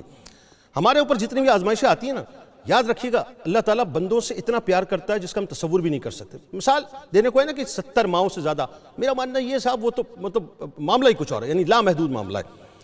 جب بندہ اپنی عبادتوں کی وجہ سے اس سرٹن مقام پر نہیں پہنچ پاتا جس کا تعین اللہ نے اس کے لیے کیا ہوتا ہے تو اللہ تبارک و تعالیٰ اس کو مصیبتوں میں اور امتحانات میں ڈالتا ہے، اور اس وقت اگر وہ صبر کر لے تو اللہ تبارک و تعالیٰ اس سے راضی ہو جاتا ہے اور اس کو وہ مقام دے دیتا ہے جو جنت میں اس کے لیے رکھا ہوتا ہے۔ اب حدیث پاک سنیں، انس بن مالک رضی اللہ تعالیٰ عنہ فرماتے ہیں کہ میں نے رسول کریم صلی اللہ علیہ وآلہ وسلم کو فرماتے ہوئے سنا کہ اللہ تعالیٰ فرماتا ہے کہ جب میں اپنے بندے کو اس کی 2 محبوب چیزیں یعنی 2 آنکھوں کی وجہ سے آزمائش میں مبتلا کرتا ہوں، یعنی بینائی اگر چلی جائے اور وہ صبر کرے تو میں اس کے عوض اس کو جنت عطا کرتا ہوں۔ ڈائریکٹ جنت کا فیصلہ ہے صاحب۔ ایک اور جگہ پہ حضرت ابو ہریرہ رضی اللہ تعالیٰ عنہ فرماتے ہیں رسول اللہ صلی اللہ علیہ وسلم نے فرمایا کہ اللہ تعالیٰ فرماتے ہیں اور حدیث قدسی ہے، جب میں کسی مومن بندے کی محبوب چیز اس سے دنیا میں اٹھا لیتا ہوں پھر وہ ثواب کی نیت سے صبر کرے تو اس کا بدلہ جنت ہی ہے۔ بلکہ ایک اور میں روایت آپ کے سامنے پیش کر دیتا ہوں کہ حضرت ابو موسیٰ اشعری رضی اللہ تعالیٰ عنہ فرماتے ہیں حضور نبی کریم صلی اللہ علیہ وآلہ وسلم نے فرمایا کہ جب کسی آدمی کا بچہ فوت ہو جاتا ہے، ہوتا ہے نا بہت سے لوگوں کی بچے جو ہے پیدائش کے ساتھ فوت ہو جاتے ہیں، جوانی میں فوت ہو جاتے ہیں، تو اللہ تبارک و تعالیٰ فرشتوں سے فرماتا ہے کہ تم نے میرے بندے کی بیٹے کی روح قبض کی؟ وہ عرض کرتے ہیں کہ ہاں اے باری تعالیٰ ہم نے ایسا ہی کیا۔ اللہ تبارک و تعالیٰ فرماتا ہے کہ تم نے اس کے دل کا ثمر قبض کر لیا؟ وہ عرض کرتے ہیں ہاں باری تعالیٰ ہم نے ایسا ہی کر لیا۔ میرے بندے نے اس پہ کیا؟ اب اللہ چونکہ ظاہر جانتا تو وہ سب ہے، وہ تو علام الغیوب ہے، لیکن یہاں ہمیں سمجھانے کے لیے بات ہو رہی ہے، تو وہ فرماتا ہے کہ اس نے کیا کہا؟ وہ عرض کرتے ہیں اے باری تعالیٰ اس نے تیری تعریف کی، اس نے تیری تعریف کی، اور بنیادی طور پہ تعریف کرتے کرتے اس نے کہا کہ انا للہ و انا الیہ راجعون، یعنی وہ تیری ہر معاملے کے اوپر جو ہے مکمل طور پہ راضی ہو گیا۔ اب اللہ تبارک و تعالیٰ مفہوم حدیث ہے، فرماتا ہے کہ جا کے اسے بشارت دو اس بات کی کہ ہم نے اس کے لیے جنت میں بیت الحمد یعنی جو تعریف کرنے والا گھر ہے ہم نے وہ اس کے لیے تیار کیا ہے، اور جنت میں اس کا مقام ہے۔ یعنی ذہن میں رکھیے گا اللہ تبارک و تعالیٰ کسی بھی آزمائش میں آپ کو مبتلا کرے، آپ کے اوپر کوئی بھی تکلیف آ جائے، بہت سے ایسے لوگ ہیں اس معاشرے میں آج بھی جن کو ظاہر ہے چونکہ دینی تعلیم کی کمی ہوتی ہے، علماء کے ساتھ کنیکٹیویٹی نہیں ہوتی ہے، گھر کا ماحول بھی اس طرح کا نہیں ہوتا، تو منہ سے کوئی کفریہ جملے نکل جاتے ہیں، اور یہ عموماً اس وقت ہوتا ہے ناظرین جب کوئی ایسی مصیبت آ جائے جس کو ہم ایکسپیکٹ نہیں کر رہے ہوتے، کہ خدا نخواستہ کسی کی جوان اولاد مر جائے یا کسی کا چلتا ہوا کاروبار ایک دم تباہ و برباد ہو جائے، یعنی وہ یوں سمجھ لیجئے کہ کل تک وہ زکوٰۃ دینے والوں میں شامل تھا، آج وہ زکوٰۃ لینے والوں میں شامل ہو گیا، یا کوئی ایسی افتاد آ جائے جو اس کی زندگی کو بالکل جو ہے وہ تبدیل کر کے رکھ دے، اس وقت انسان کے منہ سے جو جملے نکلتے ہیں وہ بڑے اہم ہوتے ہیں۔ اگر اس نے انسٹنٹ صبر کر لیا، ذہن میں رکھیے گا یہ بھی احادیث کے مفاہیم میں ملتا ہے کہ صبر کیا ہے؟ مصیبت کے وقت، جس وقت مصیبت آئی آپ نے انسٹنٹ صبر کر لیا، وہ صبر ہے۔ اس کے بعد تو صاحب مجبوری ہے، اس کے بعد تو پھر یوں کہہ لیجئے کہ آپ کو سرنڈر کرنا ہی کرنا ہے، ہتھیار ڈالنا ہے۔ تو جس نے صبر کر لیا اللہ کی رضا پہ راضی ہو گیا، اللہ تبارک و تعالیٰ اس کو وہ مقام عطا کر دیتا ہے جس کا اس نے تعین کیا ہوتا ہے۔ لیکن اگر خدا نخواستہ منہ سے کوئی کفریہ جملہ نکل گیا، اور عموماً ایسا ہوتا ہے، لوگ کفریہ جملہ کہہ دیتے ہیں، ان کو معلوم ہی نہیں ہوتا صاحب کہ وہ ایمان کی ڈومین سے اپنے آپ کو باہر کر دیتے ہیں۔ میں بہت ذمہ داری سے جملہ عرض کر رہا ہوں اور انتہائی محتاط انداز سے، لہذا اگر خدا نخواستہ ایسی کوئی بات ہوئی ہے تو فوری طور پہ آپ علماء کرام سے رابطہ کیجیے۔ اول تو اپنی زبان کو بند رکھیے، لیکن اگر خدا نخواستہ آپ کی زندگی میں کوئی ایسا معاملہ ہو چکا، علماء کرام سے فوراً رابطہ کیجیے۔ بہت ضروری ہے صاحب، بہت ضروری ہے کہ ہمیں معلوم ہونا چاہیے کہ ہمیں شریعت بنیادی طور پر ایسے مواقع پر کیا سمجھاتی ہے۔ حضرت ایوب علیہ السلام کی آزمائش آپ ذرا تصور تو کیجیے صاحب کہ سارا مال چلا گیا، مکانات چلے گئے، سارے اونٹ چلے گئے، ساری بکریاں چلی گئیں، ساری اولادیں چلی گئیں، لوگ چھوڑ کے چلے گئے۔ لوگ چھوڑ جاتے ہیں نا ایسے موقع پہ ہوتا ہی یہی ہے، کیونکہ بہت سے ایسے لوگ ہوتے ہیں جو آپ کی ترقی کے ساتھی ہوتے ہیں، تو لوگ جو آزمائش کے وقت تھے وہ بھی چلے گئے۔ اس کے بعد کیا ہوا؟ اللہ تبارک و تعالیٰ نے بیماری میں مبتلا کر دیا۔ اور یہاں میں ایک اور بات بتا دوں، کوئی نبی ایسا نہیں ہوتا صاحب کہ جس کو خدا نخواستہ اللہ تعالیٰ ایسی بیماری دے جس سے کراہت محسوس ہو، یہ نبی کی شان نہیں ہے، بالکل نہیں ہے۔ بہت سے جملے ہمارے ہاں جو ہے بڑے غلط ادا کیے جاتے ہیں۔ تو اللہ تبارک و تعالیٰ نے آپ کو جسمانی بیماری میں مبتلا کیا، لیکن کیا ہوا؟ ایوب علیہ السلام نے اللہ تبارک و تعالیٰ کے اس فخر کو یعنی قائم رکھا کہ جو ان کے اوپر اللہ تبارک و تعالیٰ کا تھا کہ یہ میرا بندہ ہے۔ تو ایوب علیہ السلام نے ہر معاملے میں اپنے آپ کو اللہ کے سپرد کر دیا۔ سبمٹ کر دیجئے سرنڈر کرنے سے پہلے۔ سبمیشن میں جیت ہے، سرنڈر میں جیت نہیں ہے۔ انشاءاللہ شام کو 4 بجے افطار کی خصوصی براہ راست نشریات میں ملاقات ہوگی۔ اس دعا، اس امید، اس یقین کے ساتھ کہ اللہ تبارک و تعالیٰ آپ کا، ہمارا، ہم سب کا حامی و ناصر ہو۔ اللہ حافظ۔